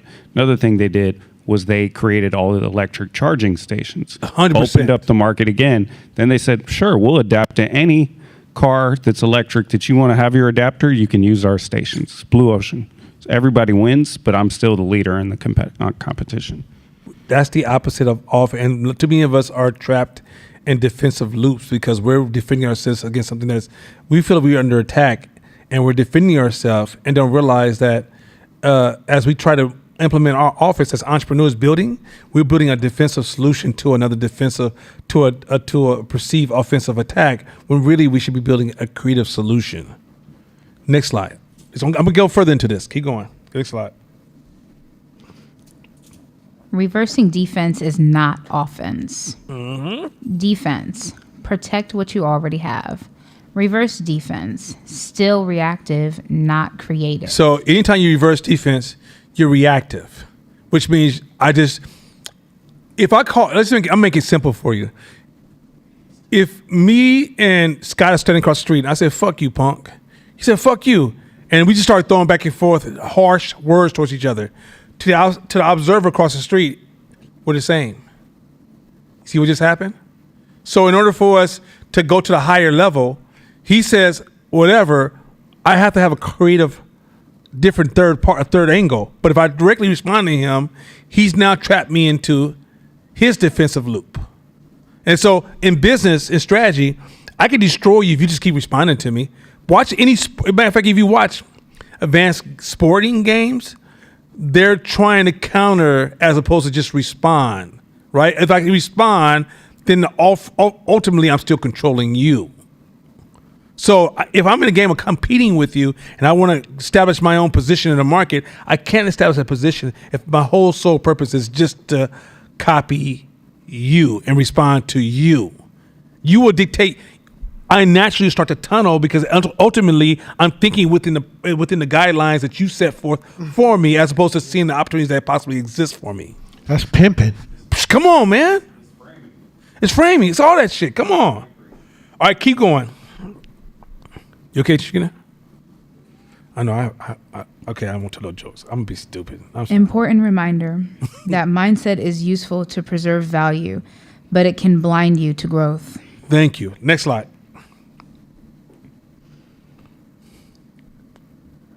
Offense equals. What real offense looks like. Yeah, okay. Yeah, Huh? Go ahead. You're fine. You're fine. Okay. Offense equals initiative. Entering new markets, Out innovating competitors, shaping customer behavior. So real quick, I want you all to see these key things. It says offense equals these things in business. Entering new markets, out innovating competitors, and shaping what? What did it say? Shaping what? Customer behavior. Customers' behavior. I want you to say, when you're playing offense, these are things you're trying to control in business. I'm trying to create a new market. I'm trying to out innovate competitors, or I'm trying to even enter a new market, out innovate competitors, and I'm shaping my customers' behavior. You see what I just said? Shaping your customers' behavior. Not being victimized by your customers. I'm shaping my customers' behavior. This is an indication that your business has defensive undertones when your customers or you complaining, when your staff is sitting around complaining about customers all day, not seeing opportunities to change the customer's behavior. Keep going. Smart strategies blend both. Mm-hmm. Defense, protect margins, brand, and customer base. Mm-hmm. Offense, build new revenue streams, launch products, disrupt markets. So this is combining those two. Go ahead. Example? Amazon defends in e-commerce, offense in AWS logistics media. Lesson, defense should be layered underneath offense, not replace it. So you were just said, defense should be layered under offense, not replace it. This is important to get this clarity because I've seen this in a lot of distortion where people going, is it this or that? No, it's not this or that. Defense should be underneath offense. When defense gets in front of offense is the problem. But if offense is in front of defense, you have a healthy business. You're not removing defense. You're just changing the primary. Next slide. The trap of defensive anchoring. So defensive anchoring is what we're trapped into. Go ahead. Yes, being anchored in defensive thinking undermines offense. So being trapped. So this is. I'm slowing this down a little bit. So once you're anchored in defensive thinking, you start to undermine your offense. This is important. Keep going, Shakina. Defense thinkers ask, how do I protect what I have? Offensive thinkers to ask what? How do I expand and create? So remember I used to say back in the days, who cares if they get your secrets? You should be outrunning them, right? I was talking offense, and there's people in my class going, but what if they steal your stuff? That's a defensive person asking a question, right? So a defensive person will pour their money into not being stolen. An offensive person is going to focus on expanding and out-creating their competition. You see, that's a huge debate and argument in business. Keep going. Defense, avoid risk. Mm-hmm. Offense, takes calculated risk. So safety. Got to be safe. What about the avoid risk? Offense, we take calculated risk. We have a healthy relationship with risk. Keep going. Defense focuses on competitors. Mm-hmm. Offense acts before competitors. Meaning that, so when you focus on comparison, what do they do? Okay, I'm gonna do this. What do they do? Well, we gonna do this. What do they do? As opposed to you sitting in a room, innovating, creating, you're focused on growing your business in a way that you're innovating and move your company so aggressively forward that forward movement is your focus, not what are my competitors doing. You're trying to take a lead by having this feedback loop between you and the customer, and you're trying to innovate in those opportunities. You're looking for ways to grow as opposed to you only dictate growth based upon what everybody else is doing. Keep going. Next one. Defense optimizes for safety. Okay, tell me I don't hear that shit all the time in modern day culture. Safety. It's so that lever is so overpulled to the point that it's all a defensive undertone being like almost popularized in our culture. And go ahead. Offense builds new value. Builds new values. Meaning that they change their values based upon the challenges, but don't just focus on safety. Keep going. Key point. If you're anchored in defense, you hesitate to take the risk offense requires. So, look at business as like you're in competition trying to climb a mountain. And while you're still debating that risk to take, competition leaves you behind. So a lot of times your avoidance of risk is also slowing your velocity down. By slowing your velocity down, you're automatically going to lose the competition, even though you may have more talent within your group. So your relationship to risk impacts your velocity. Next slide. The undermining effect. Fear of loss bias. Defensive thinking causes you to overvalue what you might lose rather than what you could Okay. gain. So let's say I talk to you about your business right now, Shakina, and I tell you it's a bad idea. Does your brain go, what can I gain from this conversation? Or does it go, how dare him attack me? What if I lost this? Which one do we focus on? You see the difference? Mm-hmm. If somebody challenges you on your business and the first thing your brain goes, what can I gain from this? Oh my God, you are a feedback master. But if you go into instant protecting something in the feedback space, the amount of losses you're taking is outrageous. I'm going to continue to show you. I'm going to double down on this, right? So the fear of loss, or in your business, you're trying not to lose by investing in all the security and safety and you secrecy and don't share. And I'm going to have you fill out the, what's that document people send to you before they talk to you about their dumbass ideas? NDA and all this shit. Okay, that fear of loss is so strong that they're spending more money on the fear of loss than investing in the possible opportunities of growth. Right? I gotta buy the top equipment and the top this and the top that and the top this because what if it breaks? What if it doesn't work? What if it's not sustainable? How long you gonna use that equipment for? It's just a tool of opportunity. Use that tool to move the fuck on. But what about? Oh my God, what about? Right? The fear of loss. Keep going. Missed timing. Play it safe. Delays. Opportunity gone. So while you're over playing it safe and making and processing and thinking about the solution and going through a lot of meetings and thinking about what we're going to do, opportunity's already gone. Competition took it. It's playing safe. A lot of businesses fail in this area because these are all defensive things that seem so innocent because I'm just trying to make sure we get it right. Yeah, opportunity gone. Opportunity gone. Next one. Half measures. You might try an offensive move, but underfund it, overprotect it, or withdraw early, weakening the attack. So in business, we're battling.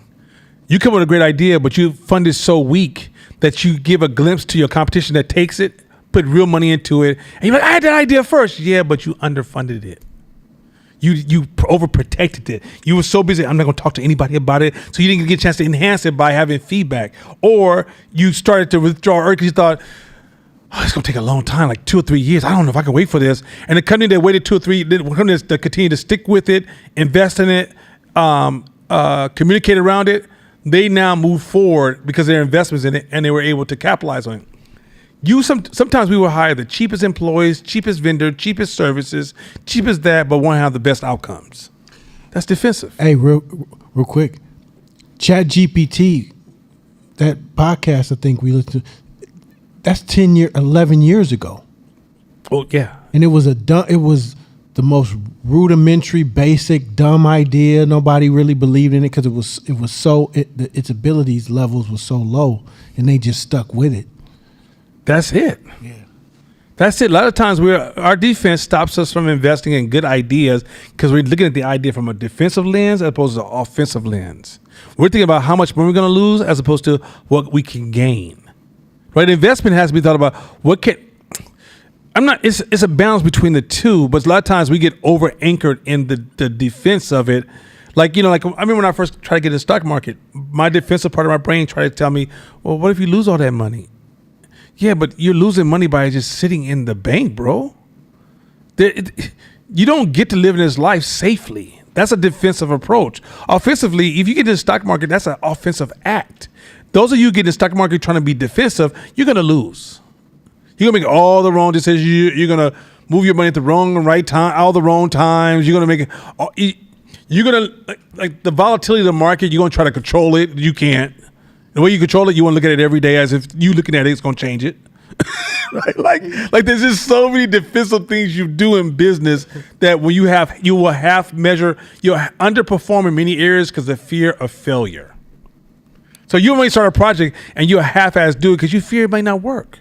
Fear nobody going to buy in this idea. So you just half-ass approach everything as a half-ass. Go ahead. Yeah. Keep going. Bottom line, defensive thinking is valuable, but if it dominates your mindset, it limits boldness, speed, and creativity. So that's key things. Listen, if it dominates your mindset, it limits boldness, speed, and creativity. There you go. That the very thing that offense requires, right? There's a statement I wrote down, and it said, hold on, let's see if I can find it real quick. Hold on. I wanted to share this with you guys, and it said, defensive thinking isn't just cultural; it's human nature. So for me to be very clear, defensive thinking is the way our brain works as human beings. But if we don't recognize it, we'll never break free to create systems. So defensiveness is your organic, natural. Remember I said business works against your organic way of thinking. But if you can't break free from it, you won't create any systems. Matter of fact, you'll be as me for the rest of your life.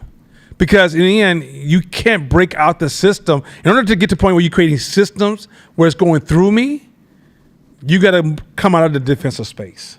Defensive space makes it, even if you read these things that Corey's talking about and you say, I'm going to change and convert myself, you can't see these choices because you're defensively stuck. And once you're defensively stuck, really, even when you're doing by me, it's a version of as me. Everything is really going to be, the heroism is real for you when you're defensive. Because that's the natural response. It's natural for your brain. You shouldn't feel bad about this. You just should know that becoming an entrepreneur is breaking the way your brain naturally wants to think about shit. Okay, let's keep going. Next slide.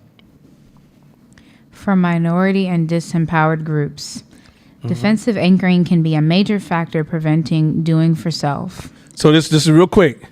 You know how doing for self is one of our major goals, right? Like to control our own systems, control this, control that, control these other things. Defensive thinking is a major factor from preventing us from even experiencing this. Keep going. Why? Survival mode. Generations forced into defense. Structural barriers. Segregation, redlining, exclusion from capital. Cultural reinforcement. Trauma makes caution feel wise, even when conditions shift. So do me a favor, switch with her for a second because she's kind of having a nauseous moment. Switch with her for a second on the reading. Yeah, you got it, Josh. No jokes when you read. Okay, refrain from all humor, all jokes. Because I know you, Josh. I know you. This is not Jewish comedy hour. Okay, let's do this. So let's read that first line again. Let's get to defensiveness for minorities and disempowered groups. Okay, go ahead. Hold on, she's still on a different slide. All right, looking for it. I'm gonna joke about that taco meat busting out his chest. Though. I'm not joking today. I'm very serious. Okay. For minority and disempowered groups, defensive anchoring can be a major factor preventing doing for self. Why? Survival mode. Generations forced into defense. So slow that down. So generationally, we've been forced into defensive roles for survival. So if you've been in survival role for multiple generations, it's your culture now. It's not, defensiveness is not a shortcoming of yours. I don't care who you are, listen to me online. It's a cultural inheritance. Just like language is a cultural inheritance, defensive thinking is a cultural inheritance. Next line. Structural barriers. Segregation, redlining, exclusion from capital. All those things created a defensive undertone because many of our generations who fought through that to get us here. Matter of fact, if you think about during that time, if you go back to a time when things were really, really rough, that person who went to work every day, saved their money, invest their money, didn't get into any problems, that person probably did pretty well. That high risk taking person at that time was a very risky role doing segregation and slavery and Jim Crow. So being defensive was actually very, very smart in that era. Next one. Cultural reinforcement. Trauma makes caution feel wise. Pause right there. Trauma makes caution feel wise. Did y'all hear that? Trauma of our culture makes our caution feels like acts of wisdom. Then if somebody's in front of you and expressing why it's important to be cautious, your brain goes, Yeah. You know, you should really get a job, or think about at least like if you're gonna become a business, you should think about it this way and make all these cautious moves to make sure that if things go wrong, you safe. This is a defense advisor talking to a new entrepreneur. Let's say a mature entrepreneurs. Hey, how much have you put away? You know you're gonna retire one day. I know you're 40 years of age, but you know 60 can be here any day now. Let me tell you what my defensive advisor said. You gonna start what kind of company? Black people don't do shit like that. That's what I heard my initiation of my company. Right? That person wasn't trying to hurt me. That person was being organic to the culture. This is important. Even so, but here's the thing. Let's finish that. Trauma makes caution feel wise, even when conditions shifts. Let me paint the picture of what this says. So we're defensive right now, right? We're fighting white supremacy, 1960s, 1970s, 1980s, 1990s, whatever. We're fighting white supremacy. It's gotten weaker over the year because of technology and population expansion, right? But let's say we're back in 1960 and it was real. 1950s, it was real. 40s, 30s, 20s, 1800s, really real. Slavery, crazy, off the hook, right? So now somebody says, you know what? Fuck it. Equity's open. Equity means that we all have access to the same stuff. But what happens is that you have a culture that's taught you defense, meaning that when conditions have changed, the doors have opened, you won't go through the door. You won't even see the door. You won't see the opportunities because your brain is still operating from a space of defense because it's what got you here, not realizing the opportunities that's in front of you, you can't even go through the door because defense won't let you get to the door. Sheesh. Y'all see how cold this shit is? All your thinking, all your intelligence says, just stay on this side of the door. I mean, I hear what they're doing. They might be lucky. They might be, you know what? They might be the rich. They might be all connected. You come with all these reasons why you can't go through the other door because it's all defensive reinforcements. Illuminati. Y'all get this? This is fire. Okay, next slide. How it undermines collective offense. Risk aversion. Fear of losing the little we have. So first of all, this is how it undermines collective offense. This is defensive. You fear of losing what little you have. So, you know, right now I got my own apartment. I got my car. I got my family. If I do this, I can lose a lot. You know, even though, like once again, getting to the illusion. Keep next one. Reactive focus. Protecting against exploitation, not creating new value. So you're so busy trying to protect the community, you're not creating. So have you noticed how we're all marching and we're fighting for stuff? Have you guys paid attention to the rhythm? How if you want to get a whole bunch of human beings right now in the Bay Area to come out and march, they can march all day for defense. But if you said tomorrow, hey, I want to raise money to improve Castlemont, see if you get a similar crowd. That's defensive culture at its best. Keep going. Next one. Fragmentation. Defending scraps leading to infighting. So this is so fucking powerful. So in the black community, you hear how we always talk about light skin versus dark skin, men versus women, YNs versus mature, OGs versus this, hip hop versus conservatives, red versus blue. That's internal scrapping because we're defensive. That's the result. When you're defensive, you turn and you start fighting over small shit. Irrelevant shit. If you work in a defensive company, people are like, somebody moved something on my desk and I'm really offended. What the fuck I gotta do with your job? Is it still there on your desk? Was it stolen? No, but I just needed to be here. All these, if you pay attention, the more defensive a group is, the more petty shit becomes valuable to the conversation. And so ultimately, a lot of pettiness starts to rise up and people start to have internal fighting. This is why black people are struggling to collaborate and work as a group. I sent Court a passage from Proverbs. I know, Pastor Chris, don't start. I don't want to hear nothing from you. Okay? I sent Court. And it said, it was Proverbs 15, verse 22. Plans fail for lack of counsel, but with many advisors, they succeed. I told you guys that this class is teaching this class is not teaching anything the Bible hasn't taught before. It says plans fail for lack of counsel, but many advisors, with many advisors, they will succeed.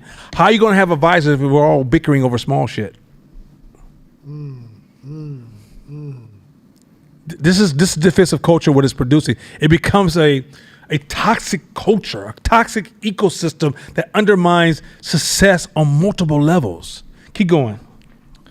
Limited vision. If defense dominates, imagination shrinks. So, whoa, slow it down. So when defense dominates, imagination shrinks. I'm going to show that argument in a second. Keep going. The group doesn't see itself as a creator of whole new systems, only a defender within someone else's. Did y'all hear that? You don't see yourself as creators of new systems. You only see yourself as defenders. We are African American, or we are black, or we are pro-black as a phrase of defending ourselves within their system. We don't see ourselves as authors of a system ourselves. They don't, whatever comes out there. They don't. The whole argument of what they don't do only gains footing because we don't see ourselves as, I don't have to play your game. You literally don't have to play the game. There's rules in America that you have to abide by, but that's any land that you land on that's preoccupied, there's rules to the land, right? But you're not obligated to play their game. You have the authority to create a game like they have the authority to create a game. But in the end, all your dialogue is trapped within their game. Everything you're saying. The group doesn't feel itself as a creator or of a whole new system, only a defender within someone else's system. We see ourselves as defenders within their system, not creators of our own system. So we're not going to manifest it because in our brain we can't even imagine it because we're too defensive. Is this shit cold or not? This is something that, look, when I get into like if I talk about Dr. Umar, or if I talk about what this person did right or this person did wrong or this person did right, that's really noise. Because at the end of the day, what we all suffer from is defensiveness, and these are all the results of defensive culture. All these different things are happening, but it's almost like you examining each leaf that falls off that tree, and there's thousands of leaves falling off that tree, but it's just fall. It's just fall. But when you're in a defensive mind, you don't realize you're creating a situation that prevents things from performing, and all these characteristics and personality traits that happen because of that is really the noise of ultimately a defensive undercurrent driving the culture. So black people as a whole, we're not black in the context of self-creators, we're black in the context. So for example, when we walk down the street, go to England right now and say, what's up? The person look at you like, I don't know what that is. You say, go to certain cities, go, hey, my brother, they be like, I don't know what that means. You say, aren't you African? Yeah, but I don't know you. You're like, but in local we say, what's up? I don't know what that means. Because our definition comes from that we define ourselves based upon their system. We have never taken time to say, we can define ourselves based on any way we want to. We don't have to play the game. We can create the game. Let's keep going. Next slide. Just keep going. Next one. Go ahead. Mental model shift. From defense, we must protect ourselves from harm and loss. By the way, welcome back, Shakita. Glad to see you back. I know you came on a long journey. It's been a long time. Beautiful to see you. No, but what you say?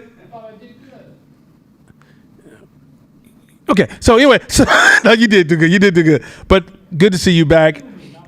No, yeah, no, you did. But when you made that explanation earlier, when you talking to a court about by me the control, the what's you was using defense in your whole framing because you said I must protect myself from harm and loss. I have a little girl and I must protect myself. Go ahead, keep going. But the creation says we must build so much value that we change the game itself. So you don't like racism, you don't like sexism, like homophobia. Build so much value, you change the game. I've been saying that argument for a long time. Like, if you want to get past racism, build so much value, we change the game. The only reason racism hurts us because we're sitting too low in the game, in their game. Change the fucking game. This is how you beat your competition. Change the game in business. To me, if it was a play in the business, you understand me? I mean, you know the rules of the game. So at the end of the day, like a lot of us are struggling because we're playing our competitor's game. Just change the rules. I'm giving y'all so much game right now. Just change the fucking rules. Next slide. Next point. Next one. Let's stay the same slide. Finish reading that one. Strong communities layer both. Defend the base, offensively, build industries, schools, and institutions. That run based upon the game they need. My friend's son is in Danville. He's in the 6th or 7th grade. I'm going to see if I can find this real quick. And I want to show you what they're learning in the 6th and 7th grade in the 6th period class. It was so crazy. They're in Danville. And Danville said, you know what? We changing the game, right? So, hold on, see if I can find this real quick. While you're searching, can I ask a question? Yeah, go ahead. So, I get the concept of just change your game, but how do you know how there's like laws, like this is fact, and then there are things that can fit within those things, but like humans need air or they die. Or if you don't eat or drink water for a certain amount of time, you die. Like there's like certain laws about living. When you're just changing the rules or just creating another game, there's still limitations though, right? Because of okay. So let me get to it because your question is so your brain is doing organic questions, and I want you to keep asking these questions. So I don't want to shame you because I want you to realize what you just did was very human and very natural and very organic question. There was no ignorance at all. It was absolutely intelligence. But defense makes you see that. Let me tell you what my offensive brain says. What did AI just do to everything? What did computers just do to everything? What did Tesla just do to everything? What did Apple just do to everything? What did Facebook just do to everything? Right? Like literally, what did Chick-fil-A just do to everything? I can keep going. I can go down a ladder. Right? What did Afro Funk do to everything? What did hip hop do to everything? I can just go down this. I can just go all kind of different angles and show you that they all live within the same American system, and they all changed the game. Right? In my lifetime, Sears was Amazon. They're gone, baby. Amazon came along like, I'm changing the game, baby. Whatever you was doing back then, I'm not gonna compete with Walmart. I can't compete with Walmart. Walmart got this ground level down, but what I can't control is this here. And Walmart said I can compete with Amazon, but I got this. And really, Walmart's up here. Let me be very clear. Walmart's up here. Amazon ain't doing too bad, but Walmart's up here. They're fighting different they are literally came into the market in a creative way to have different share. And then Costco came in and said, I'm not doing what y'all doing. I'm going to come in this angle, right?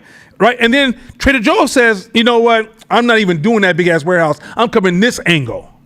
They're all going after consumer products, but they all creatively changed the game. In your lifetime, all those companies were created and nothing's the same. But defensive brain says, you know what your defensive brain says? What about, do they let us? What's going to happen? That's the question we ask ourselves as a community all the time. That's why I fucking love what you just did, because what you showed is how our culture moves in innocence, and as well as you're well respected, highly intelligent woman, and there was no ignorance, but your brain tunnels in that space because we've been trained culturally to tunnel because culturally it's an inheritance. It's not you. Just like the words you just used to speak to me, you inherit that from other human beings. We inherit defensiveness, which means it changes our options to what you missed when you left, is that it destroys your creativity and you don't see all your options. Go ahead. We had a discussion the other day at the office. Mashama was asking, what's the limit of a law? Like, how far can you enforce the law?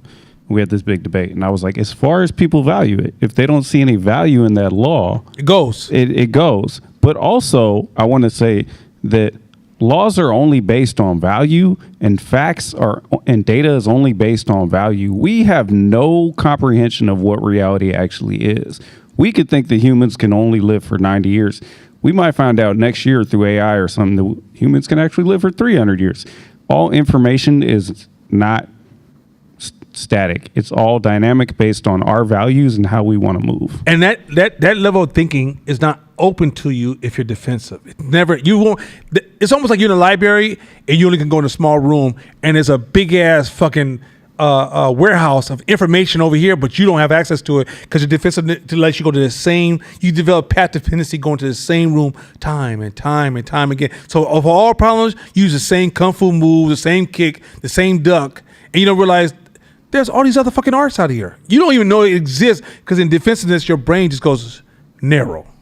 And once you start to learn to think offensive, you're going to say, what, you mean all these options been here this whole time? Yeah, you just couldn't see it. Go ahead. Hey, bro, I was watching this video, this influencer called I Show Speed. And it was such an ironic moment because it was an NBA player in the car next to him. And the crowd, it was a mob chasing I Show Speed to get into the car so that they can talk and do some like videoing together. So the NBA player sitting there, nobody giving a fuck about him. And this influencer kid has to run into the van and everybody's banging on the van for him. So the NBA player's like, damn, like you like the king around here. And he was like, yeah. And so I Show Speed says, so what you doing in Philly? And he said, I play in Philly. He's like, oh, okay, my bad. Like NBA just went down here and this random influencer had with no skill is like up here. And it was Paul George. Oh, wow. And it shows how A plus B, not A is this influencer who just shitted on the game and he's the most powerful kid in entertainment. That's the power of offensive thinking. You can see things that that we're not talking. Most of the conversations we're having is contextual. Hindsight analysis is not foresight analysis, and you can't gain foresight analysis if you're defensive. Go ahead, Jasadi. No, I was saying to your point because I was just having this conversation. Like you know how like back in the day, parents used to be like, "Oh, don't like, why are you playing video games all the time? You're not gonna make money from it." And it's like the game has changed so much where like that influencer you're talking about, he's like a live streamer. Same thing will happen with someone else, another live streamer who didn't recognize like this rapper and he got all butthurt, but everyone knows the live streamer. And it's kind of like this, the game has changed now to where it's the value that we once had before where it's like elite basketball players or elite rappers and stuff like that. You don't got to do that. You can set up a camera in your own room and now have all this influence. So a lot of times when we're looking at what is being safe, dealing with what could be is not safe. That's offensive. And so it's very important to separate the defensive versus the offensive undertone here because even when you're trying to be creative with your business, your creativity is clipped because you're too defensive to actually to actually see the opportunities that was. You ever seen a situation where a company comes in and does something, you're like, damn, I could have did that. But you know why you didn't do it? You was too defensive. When you're teaching thinking in systems, number one most powerful point of the 10 points to change a system, paradigm shift. Huge. This is a huge paradigm shift. Next slide. Framework from defense to creation. How to go from defense to creation. Let's go. Stage 1, defensive survival, weak. Mindset, don't lose what we already have. Strength, protects. Risk, stagnation. Example, barbershops, hustles, jobs, mattress, cash. Okay, so the weakest place you could be in is defensive survival space, right? Which is you don't lose what you have. You're just trying to protect what you have, right? Stagnation is a very risky area. There's a lot of people who die broke as hell because of this one. And a lot of times, the kind of business you start, I'm going to get into why that's a problem. The barbershops, the hustle jobs, and just putting cash underneath your mattress. Next one. This is neutral. Go ahead. Stage 2, balanced strategy, neutral. Mindset, protect today, invest in tomorrow. Strength, stability. Risk, growth capped. Example, community business, reinvesting profits. So this is like many of us, if we get here, is some of for many of us, this is all we want, right? But you might become stable, but your growth will be capped. This is important because when you talk about big businesses having big social impact, Many of us never get past the balance strategy.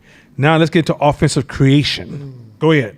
Stage 3, offensive creation. Strong. Mindset. We are builders. Strength. Bold. Innovative. Risk. Requires courage, vision, and collaboration. So wait, freeze. They just say it requires courage, vision, and collaboration. Many of us, if you go back to what Court was teaching, many of us we see courage, vision, and heroism. Can you see courage, vision, and collaboration? Can you receive feedback from people so you can gain collaboration? Can you have people in a room that can actually shake your foundation and they don't feel like they have to fight you for collaboration? Vision means that you are cleared your mind in an offensive space so you can actually imagine and think about where the world can be, as opposed to doing what other people have done before you to be safe. This is so important. Keep going. Examples? Examples. Scalable ventures, group capital, category creation. So this is how you create a category in business. This is how you change life itself. Next slide.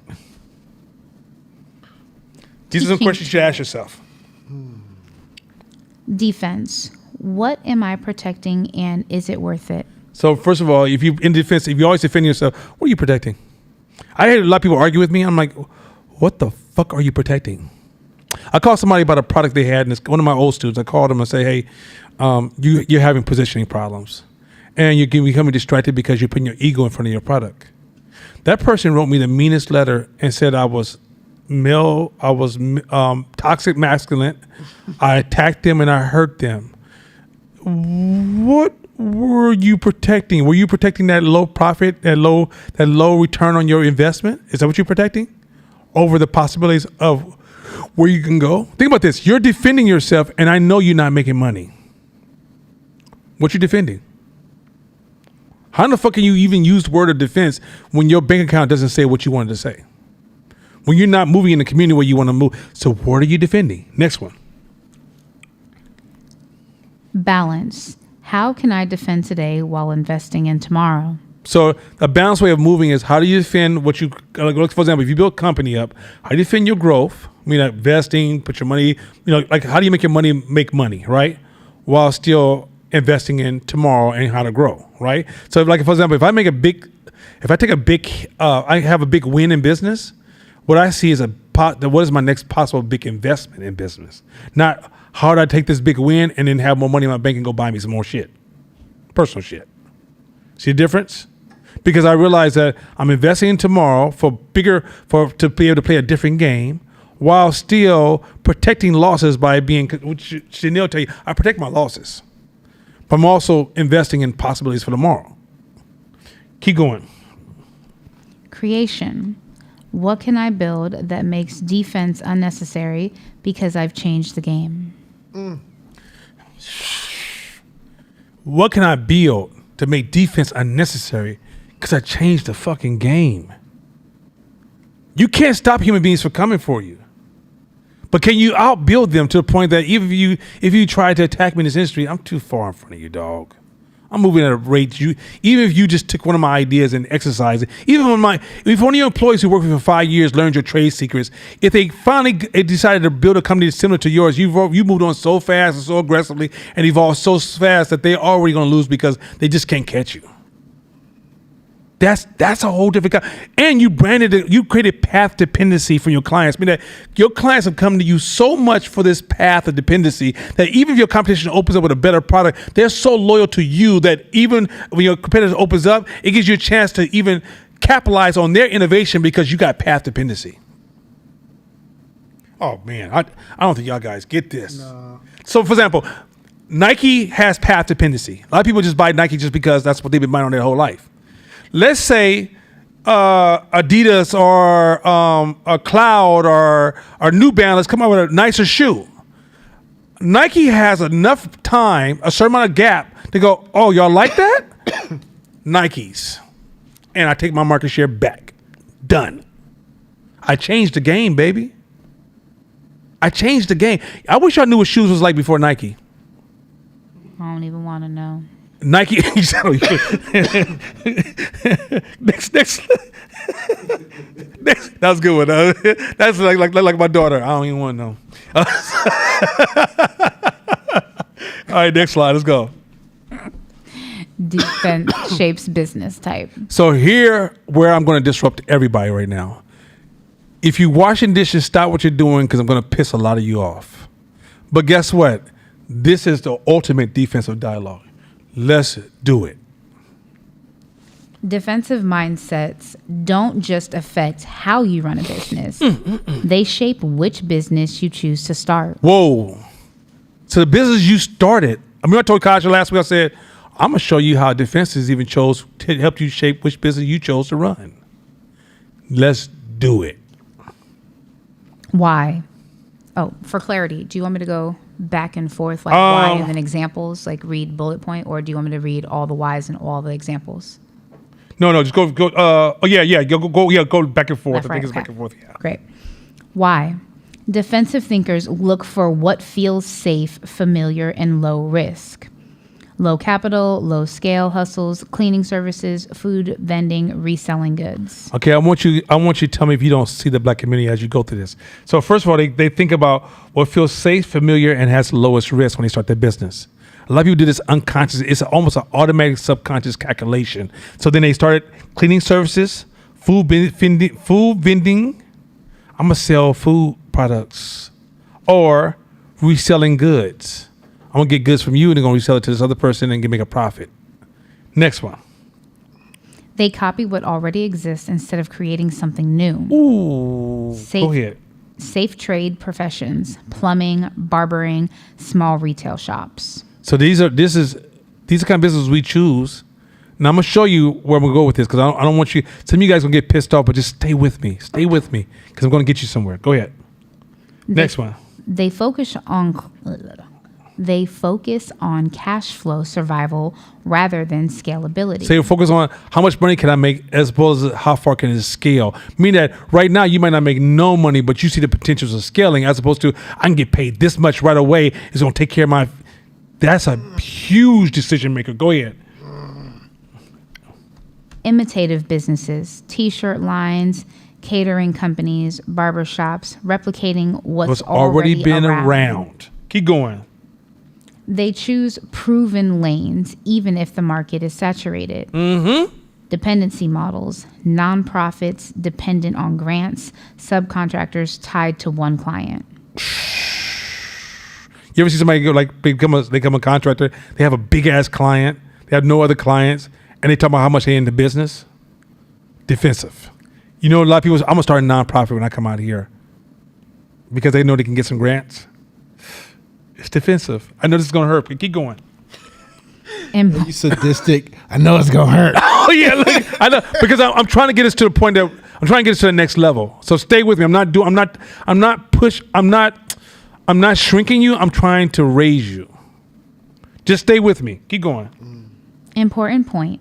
These businesses are not bad. They're not bad. No. They can be honorable and sustaining. But when they are created in the absence of scaling. Every business up there, if you look at every business up there, because you've seen all these in the black community. The problem is that when you see these businesses, they're not embracing scaling. They're embracing the business as it is. I'm going to open my boutique. I'm going to open my barbershop. I'm going to open my restaurant. I'm going to open my music company. Nobody's talking about scaling. And if they scale, for example, let's say the cleaning company, well, I'm scaling. No. You're not scaling if it just requires that the company can not go beyond a hard worker. So you'll hire more workers to work hard, but the problem with that's a limiting scale. As opposed to, can they make money in your sleep? Meaning that you have the business is working through me, but not by me or as me. It's running. I'm at home sleep. Like he said, the person who's played pool, that business is running really, really, really, really strong, right? That person is playing offensive game. That's why he's playing pool, right? But those of you who are playing defensive, you can't even get to this shit right here. You start these businesses, your gym could be a defensive limit, but the way you can become offensive is you get to the point that your gym develops a product and service that is scalable. scalable. Meaning that an investor comes to you and go, I need 5 of those.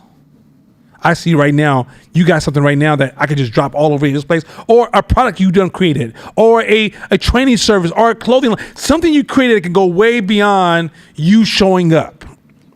So are you saying that it's not limited to the personnel that are carrying out the task, but more so like an idea or a product that can go past an individual? A system that can go behind you. The key word is system.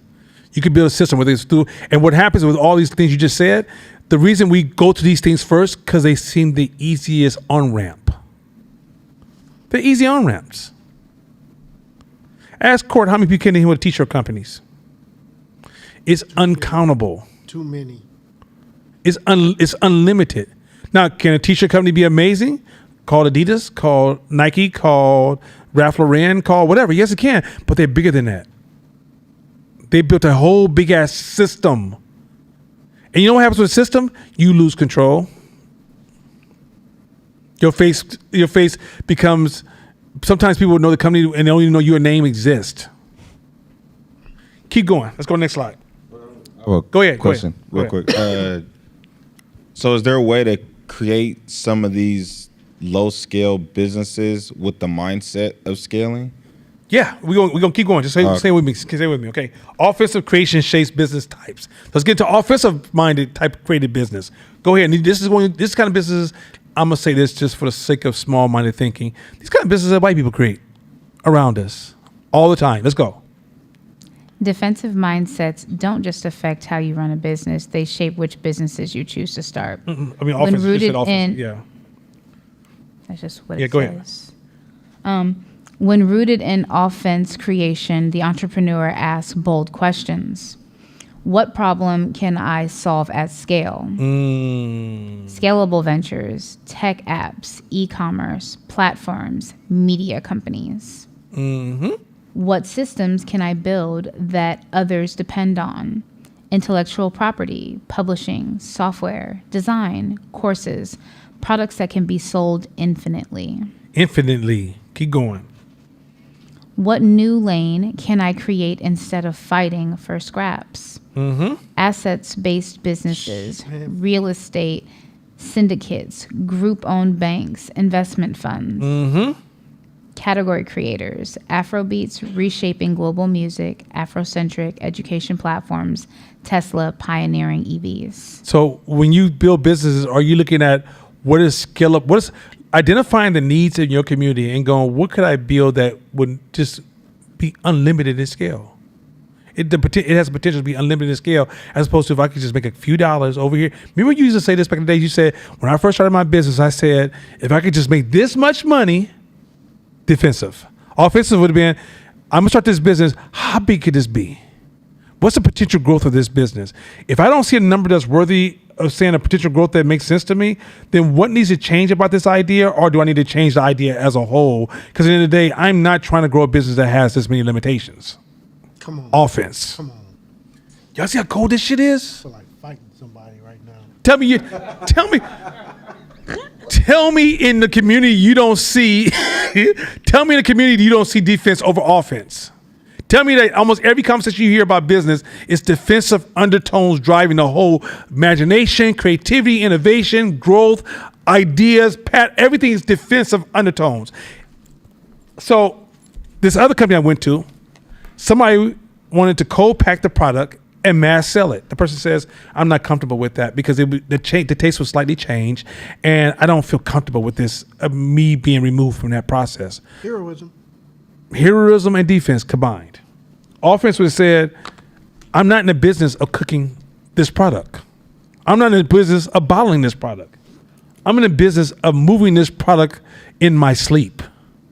And I'm in the business of scaling this product from national to international. I'll start with the city, but I'm going to try to get this product where if I get on a plane and I get off in France, they got my product in some stores. That's my goal.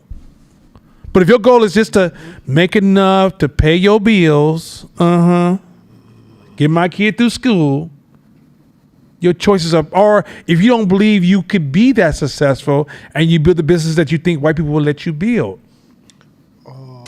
Defense. defense. Let's go next slide. Key differences. Defense picks businesses that meet immediate needs but trap people in survival. Ooh, read that one more time. Defense picks businesses that meet immediate needs Immediate needs. but trap people in survival. Y'all hear that? Next slide. Keep going. Offense or creation picks business with leverage. Key word is leverage. Leverage. You know, if I create this business, it's going to give me leverage. Leverage leverage will return. It will give you returns you can't imagine right now. Can't imagine. You cannot imagine it. Or are you creating business that will just immediately give you what you need? Big difference. Keep going. Systems, IP, scale that multiply wealth. Because that's what leverage does. It multiplies wealth. Go ahead. Keep going. Teaching takeaways. Business choice reveals mindset. If you only see survival businesses, you're likely anchored in defense. If you see scalable, systemic businesses, you're leaning towards creation. See the difference? You see that difference? So if you only see businesses where survival business, I know I can survive with this. You're defensive. And from this point on, almost everything you're going to do is going to smother the business and hurt the business.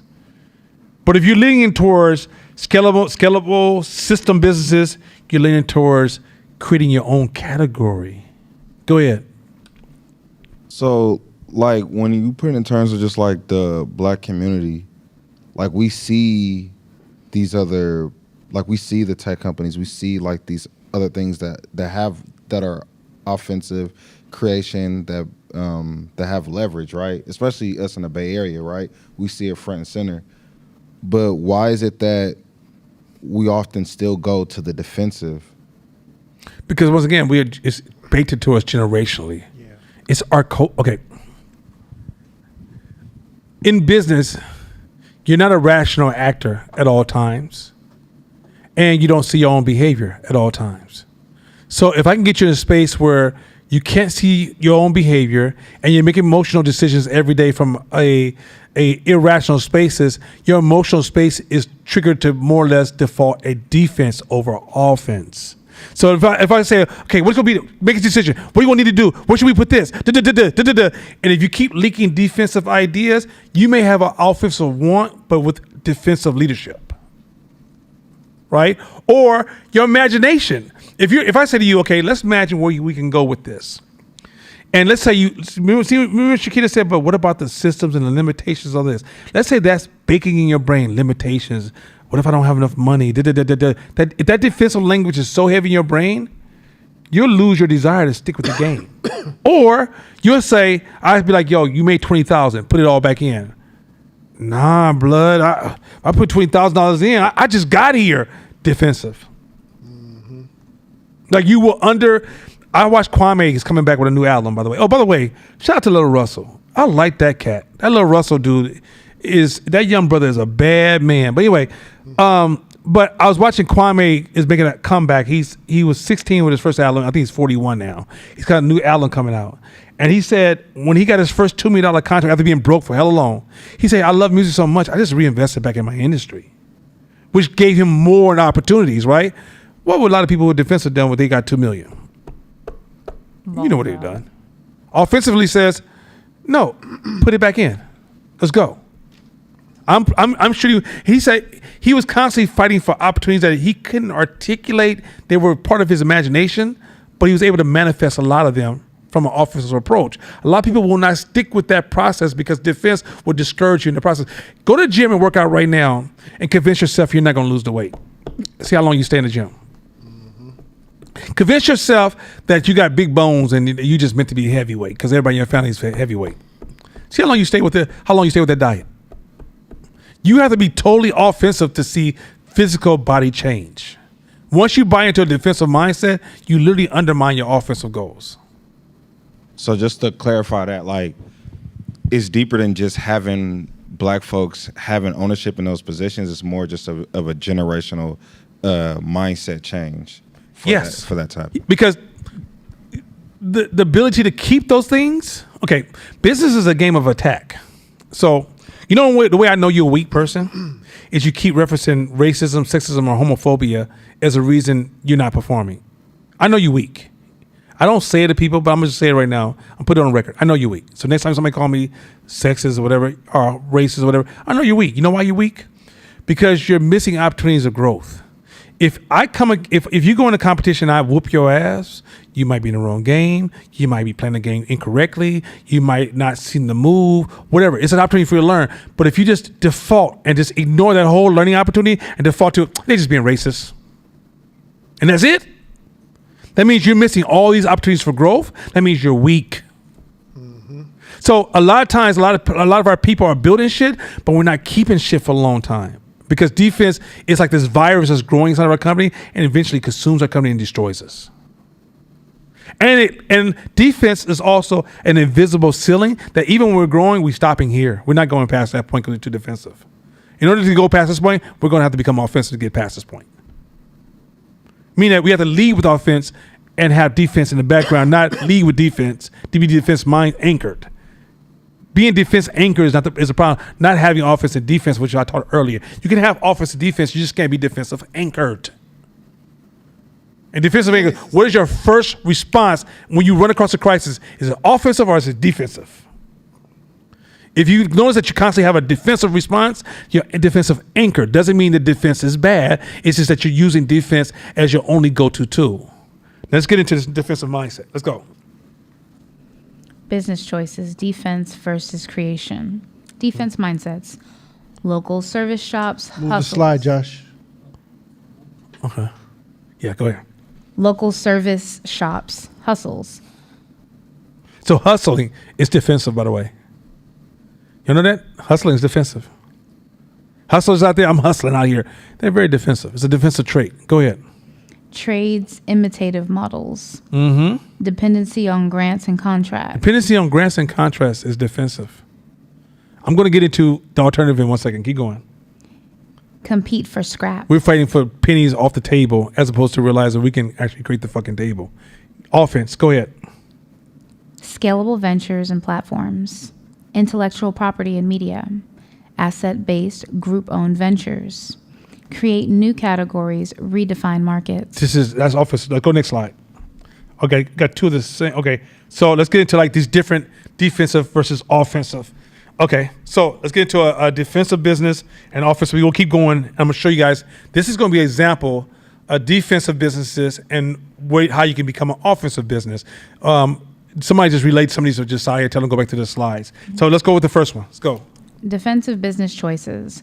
Barbershops on the block. So that's a defensive business choices. The barbershop on the block. Let's go.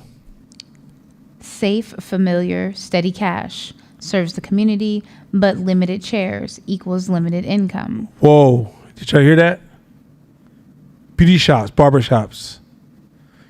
Let's go with this again. So let's just replace barbershop with beauty shops. So just in case the barbershops didn't hear me. So let's do it again. Let's do beauty shops. Say the same thing. Read the same thing again. Safe, familiar, steady cash. Serves the community, but limited chairs equals limited income. So limited chairs, limited income. You see the problem with scaling? You guys see the problem with scaling?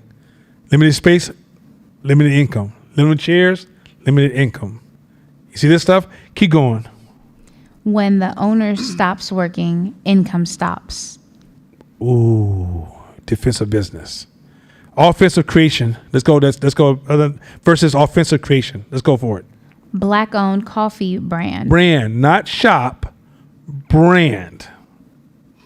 Red Bay, black-owned brand.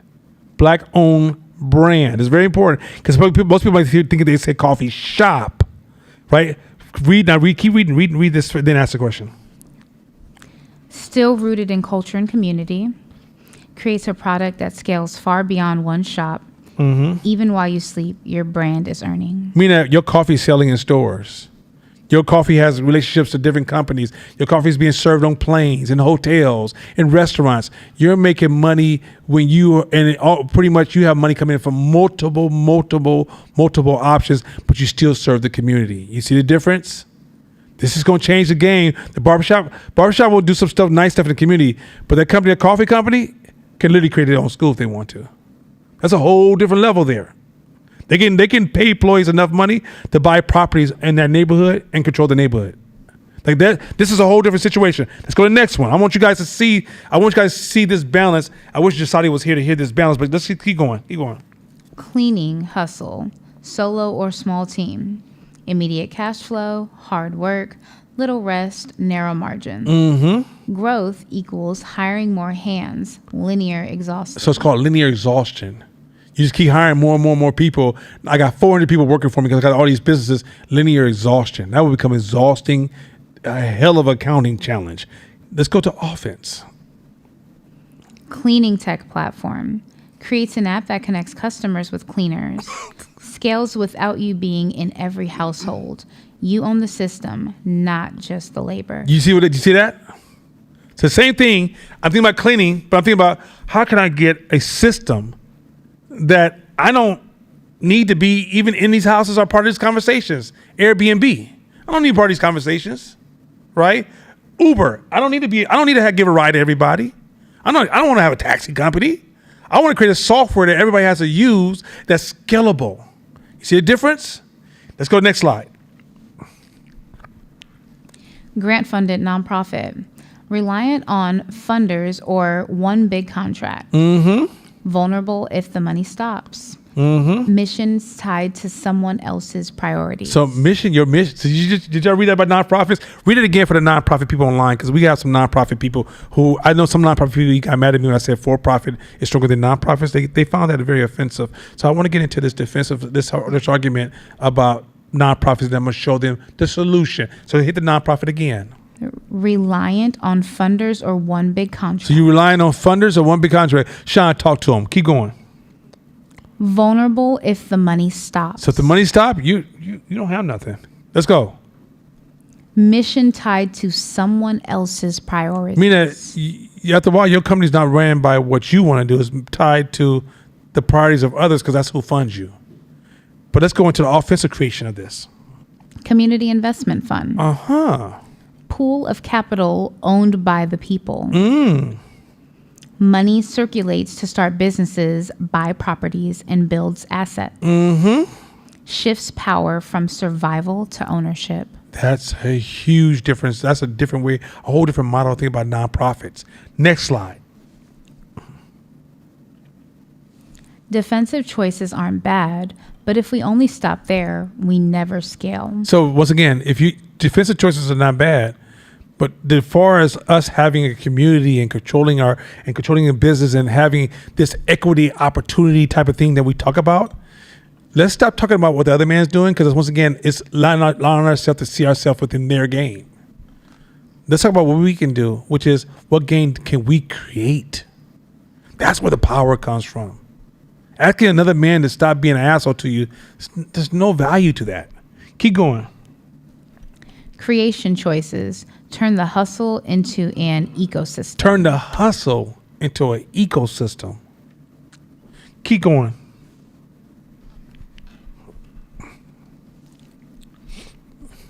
I have no idea how to pronounce A rigorous. Agrigorous on defensive reasoning. Chris Agrigorous showed people and organizations use defensive routines to avoid threats or embarrassment. They rationalize, blame, or hide instead of confronting the truth. So tell me y'all don't see this in all these defensive energies and tones and groups. They always rationalize blame. You, they, them. No. What you understand now, I hear what you're saying, radical responsibility, but see, radical responsibility is offensive. Defensiveness, they, my customers, my employees, all these other people, they hide instead of confronting the truth. Well, why don't you go talk to them? No, I know. So let me tell you what, for example, my wife has a family member who did some observations, built a story up on her, and then blocked her. Never called her and said, is this true? A lot of us do that shit all the time. We get mad at people. We never asked them, did you try to hurt me? I perceived this was what was going on. Is this true? But you can't ask is it true. So now you have a group of employees sitting in a room and everybody's making assumptions about each other. Everybody feels some kind of way about someone, and no one had the boldness to say, is it true? So now the environment you work in is toxic. Keep going. They rationalize, blame, or hide instead of confronting the truth. This traps them in single loop learning, surface fixes without challenging assumptions. So what do you mean by traps you in surface fixes without challenging assumptions? I want to help the black community because they're underserved economically, so I'm going to raise money for them. You know what you just did? You made a whole bunch of assumptions. And you surface thinking. You use social justice as a way of talking about people. Okay, let me show you how social justice was such a trash ass system. You know how you went online before? If I told you, hey, you know what, Court, I feel like my life is fucked up. You say, why? Because when I go online, everybody's having a good time, and I don't have a good time. Like, I have to go to work every day. Court would say, dude, what is wrong with you? It's all make-believe. Huh, that's interesting because we listed that same source for politics. It's all make-believe. So we took make-believe conversations about fairness online, and then we took it into the workforce, which means that we had surface dialogue, and we never said, is that true? How do we know that's true? If we would have used double loop learning, social justice would have never plagued our businesses and made our businesses more defensive. The reason I hated social justice so much, because it it amplified defensiveness within our businesses. That means the freedom that we're trying to create, social justice actually worked against the freedom we were trying to create. Let me use the language I use in my own neighborhood. We were shitting where we eat. That's some cold stuff. Next slide. I'm almost, look at me. Next slide. Cultural impact. Closed communication, avoiding tough truths. So social justice, close. This, I'm gonna show you how defensive culture. Defensive culture, nobody's having tough conversations. Hi, girl. Oh my God, you're fabulous. I love what you're doing. I just want to give you some positive feedback. I just feel like you're doing really. Can you just tell this person they trash and cut all this other language out? Oh no, that's so harsh. Because you're too defensive to hear what the fuck I just said. I said that the project you worked on was trash. I didn't say you were born trash. If I tell you could do better, doesn't mean I don't value you. But this is how the ear hears it when defensiveness seeps into your culture and your business. This is how when you try to communicate to your staff, you can't, because they translate it into a defensive attack. They can't hear improve, I'm going to push you to become better. They hear you're attacking me and you don't value me and you don't see me and you would see somebody else better than me. Oh my God. And social justice did what? It turned that volume up so damn loud to the point, you know what? I need you to use a certain word to address me. Oh my God. And then, you know, the city of Oakland, you know what the city of Oakland did? I'm going to say, because I live in the city of Oakland. They made that the law for the city of Oakland that you had to use the he, she, me, they, whatever the fuck. Pronouns. Sure did. Which is reinforcing a defensive culture. And a defensive culture stops a system from working really well. Yeah, that was part of one of the things you voted. I know you don't vote like that, but it's one of the things you had to vote for. And when you looked at who won, that won. It's okay, you voted for more food. I get it. But let's keep going. I want more sandwiches. I'm going to vote tomorrow. But anyway.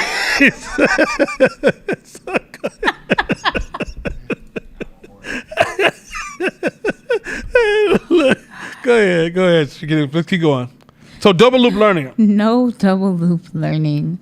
Don't question core assumptions. So remember I told you guys how the power of assumptions. If you don't see the power of assumptions is this hidden demon working in all of our houses where we make these assumptions and then we just build on top of those assumptions. Double loop learning. If you're running any type of business in real world, you should be questioning all of your assumptions. Look for your assumptions and question them. Keep going. Reinforce scarcity thinking. Protect scraps instead of creating abundance. So reinforce scarcity thinking is this thing where, for example, you're going to open another club in the city.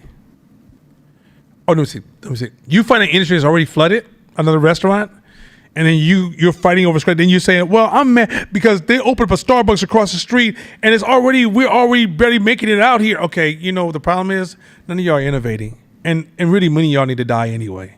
It's bad business.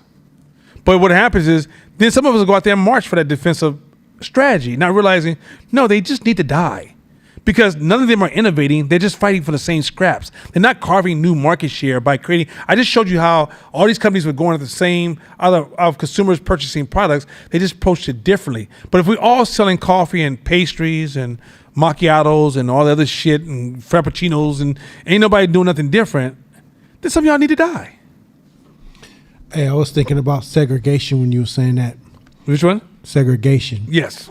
And how the positives of segregation at the time was there were so many gaps that need to be filled in daily life that a lot of black folks were smart enough to say, oh, we can't go over there for this and it ain't nobody doing it, so I'll be a black this or I'll be a black that. So it diversified this to where now it's barbershop this, that. It's like 4 or 5 different options that everybody's ran to in a free society. But back then it was more diverse in terms of entrepreneurship. And the thing is that we no longer get to use just racism as a spark for creativity.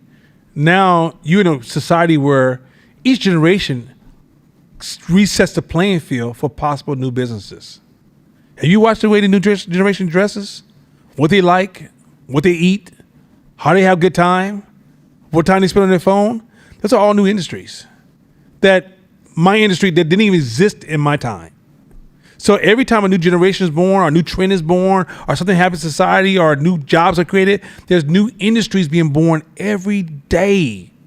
And yet we're only copying the previous safe industries because we're too defensive. We can't move in that offensive space to see the opportunities because we're too busy.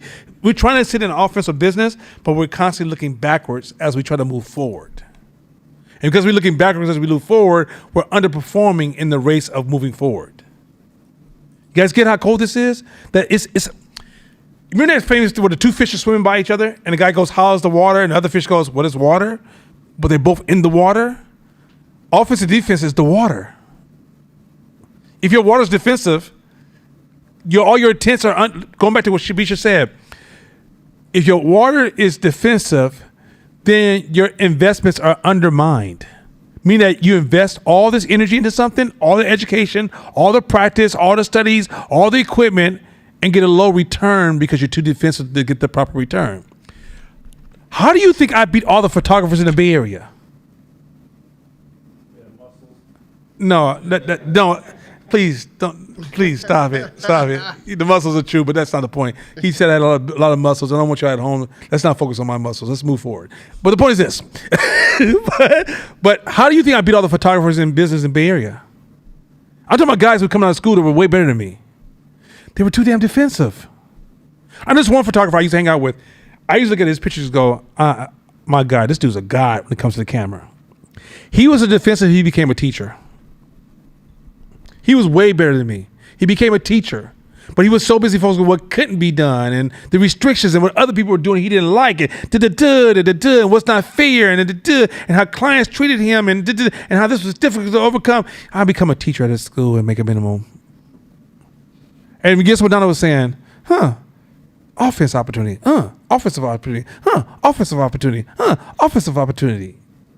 Many people never get past a certain point because even like I have a person I know that is amazing artist, but they can't get past that because they're always worried about what's wrong, what's not fair, what they don't like, what they see other people are doing. They're stuck in a defensive loop. I don't care what other people are doing. That's called life. The other day I was talking to the director of the health department, and she's sharing with me that the level of the underground sex culture. I'm talking about, like, I'm not going to go into detail because it's beyond this class. Like, I don't even feel comfortable saying this online. But she was sharing with me the details of the sex culture in here and down south in Texas and how it's even greater in conservative areas. But she told me from the behind the scenes, you can't see these things, but they're crazy, crazy, crazy, crazy huge. Guess what I'm not going to do? I'm not going to worry about it. That has nothing to do with my plan. I'm not living my life to discover that. I have no reason to see it because I'm not looking for that. Now, if I lived in a lifestyle, I would see it every day. I would be like, oh, yeah, it's over here too. It's over there too. It's over here. They're doing it. I don't know because I don't care. A lot of shit that you're dealing with in life is because you care. So that's why you know. Even though it has no impact upon you. So do you move offensively and see, like when my neighbor came to me, she's like, man, because she's talking about some shit that Trump was doing. She's like, well, man, it's kind of rough out here, especially all these problems that's happening with Oakland and this and this, the other. And she goes, how do you feel? Like, how are you doing as a business? I said, I'm doing great. She said, why? I said, because I make money from problems. That's what I do. I solve problems. I enjoy this life. She goes, God, I wish I could be there. She's stuck in a defensive, like, depression. And when she hears me speak, she's like, what the hell is that language you're using? How are you framing everything from an offensive perspective? Because I'm in the business of moving forward, building and creating. I'm not in the business of defending. Now, I'm not taking away from defenders. I love my insurance companies. I love the people who protect me and protect my software or my computers. I love all those people. But I'm in the business of moving forward. So I learned to put offense first with defense to support what I've gained. Not defense first, which stops me from moving forward and protect what little I have. What little I have. What little I have. You get where I'm going with this? Like, it's a beautiful thing. Defensiveness is not just stopping arguments. It's just the way you frame the world, frame yourself, frame life, frame your mother, frame your father, frame your kids, frame every institution you engage in. You go to an institution and you don't like the way something went, do you frame it from an offensive perspective or a defensive perspective? How often do you get mad, upset, frustrated, irritated? You're too defensive. You're too fucking defensive. Every problem offers an opportunity. You just can't see it because you're too defensive to see it. So you defensively squashes the problem and you think you're successful, not realizing you never took advantage of the opportunities. The problem went away, but you lost the opportunity. That shit's game. I'm telling you, this shit is a master lesson that if I could ever bring this lesson to my community, to say, hey, listen, we're not suffering because of white supremacy. The human brain, read this last line. So, okay. Read this last line because I'm going to close at this point. So from minority, go ahead. For minority entrepreneurs, defensive reasoning makes sense historically. Historically, so that's why when I meet somebody from the 60s, when I meet somebody 70 years of older and they all talk about defense, I don't even stop them. Like Shakira mom, when Shakira mom stops by the house, I told her to her face, I won't see the things the way you see it because you had to see it that way. That's why I'm here. So Shakira mom is the youngest of the oldest generation. That when the older generation talks all defensively, they're supposed to. That's how they got us here. But we are on the verge of change. This is why when you hear old people talk about racism, you got to sit there and go, I agree with you. I see it.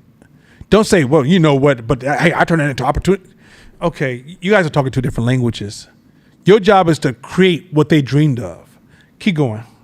But if it dominates, it locks communities into survival businesses instead of transformative ventures. Instead of transformation ventures.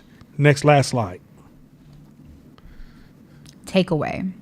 Defense is necessary, but when it anchors identity, it kills growth. So when it anchors your identity, it kills growth. Come on. Defense is necessary, but when it anchors identity, it kills growth. Keep going. The path to doing for self equals shift from defenders of scraps to creators of systems. I bet you if Farrakhan was in his class, he would say, Assalamu alaikum. Because I promise you, he taught this before I taught this. Elijah Muhammad taught this before. I'm not trying to align with the Nation of Islam. That's not what I'm doing right now. I got respect for those brothers and I love them to death for their sacrifice for our communities. But the main message they've been trying to tell us is how to create for ourselves as opposed to fighting for scraps. Go ahead. See if one day we can get one of those brothers in there with the bow tie that stands on the sideline and goes, make it plain. Make it plain. That's right, minister. Make it plain. Hey, honestly, I learned a lot from Nation Islam. Respect and shout out to the cats. I love you cats. Bless you. Let me say this real quick. Let me show you how, we taught some heavy lessons tonight. I called Court up before class and I just had to praise him. Like I didn't talk to him in 2 weeks. And I praised him for the class because I saw the structure of the class and I thought, Court, this is freaking amazing. And I love Court is a master storyteller, and to see him tell offensive stories is a great gift to our community. And we try to give you guys a real master class tonight. Between me and Court, this is all master lessons. Let me add a closing master point that I'm sure you never thought about before. Do you know that human worshiping is organic for human beings? Did you know that human beings automatically turn other human beings into demigods? Did you know human beings are myth makers? So, for example, if you talk about Steve Jobs, you don't talk about all of Steve Jobs. You never talk about all of his failures.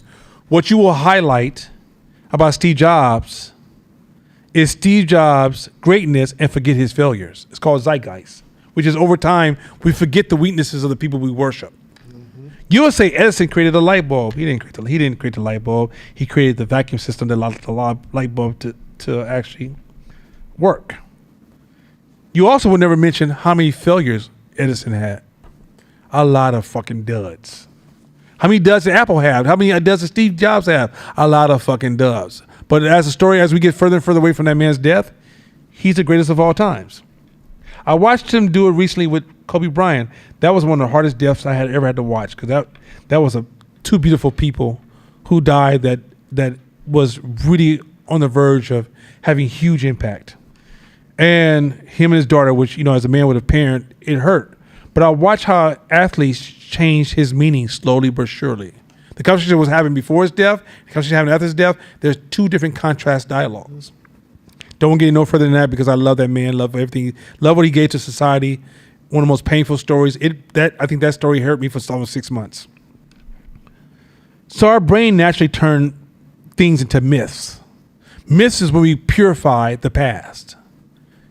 George Washington chopped down a tree who never tell a lie. Purification lie. I call Court and I say, Court, did you know, you ever heard the story about the Trojan horse? Anybody learn that story in school about the Trojan horse? Yeah. You know that story never happened, right? Never happened. It's a myth. You know what also has become a myth in our black community? White people. You know what become a myth to women? Men. Men, you know what become a myth to you? Women. You know what's become a myth to straight people? Gay people. You know what became a myth to gay people? Straight people. Man, we don't see each other. And so what we fear is not the person in front of us. We fear the myth in our mind. Many black people won't build anything because the myth in our mind stops us from taking on all kinds of challenges. We're trying to build in the hole as opposed to just climb out the hole and build on top of the ground. Because we think that if we climb outside this hole, we have Black Wall Street. We got this situation. We got that situation. You hear it all the time. We're creating these self-defeating myths because we're defensive because we had to survive. And then we're taking our past stories and turn them into myths. And now we're a victim of our own myths. So I want to offer to you that go test some shit. If you want to start to experience, first thing first, if you want to become more offensive, hang out with offensive people. If I take the most offensive version if I took myself and I hung out with dope dealers every day, I'm going to start using words like bitches and hoes and ends all day long, because I'm just going to start it's called herd behavior. But what happens is that if you want to become more offensive, you got to hang around offensive people. And by hanging around offensive people, you start to develop offensive rhythm, offensive choices. But some of you guys will still be path dependent. I would challenge you, go test the market, and you'll realize that some of the constraints of the 60s and 70s, 80s and 90s don't exist anymore. But you don't know they don't exist because you built a myth in your mind and you sealed it with your defensive. With that being said, have a good weekend. I'm done.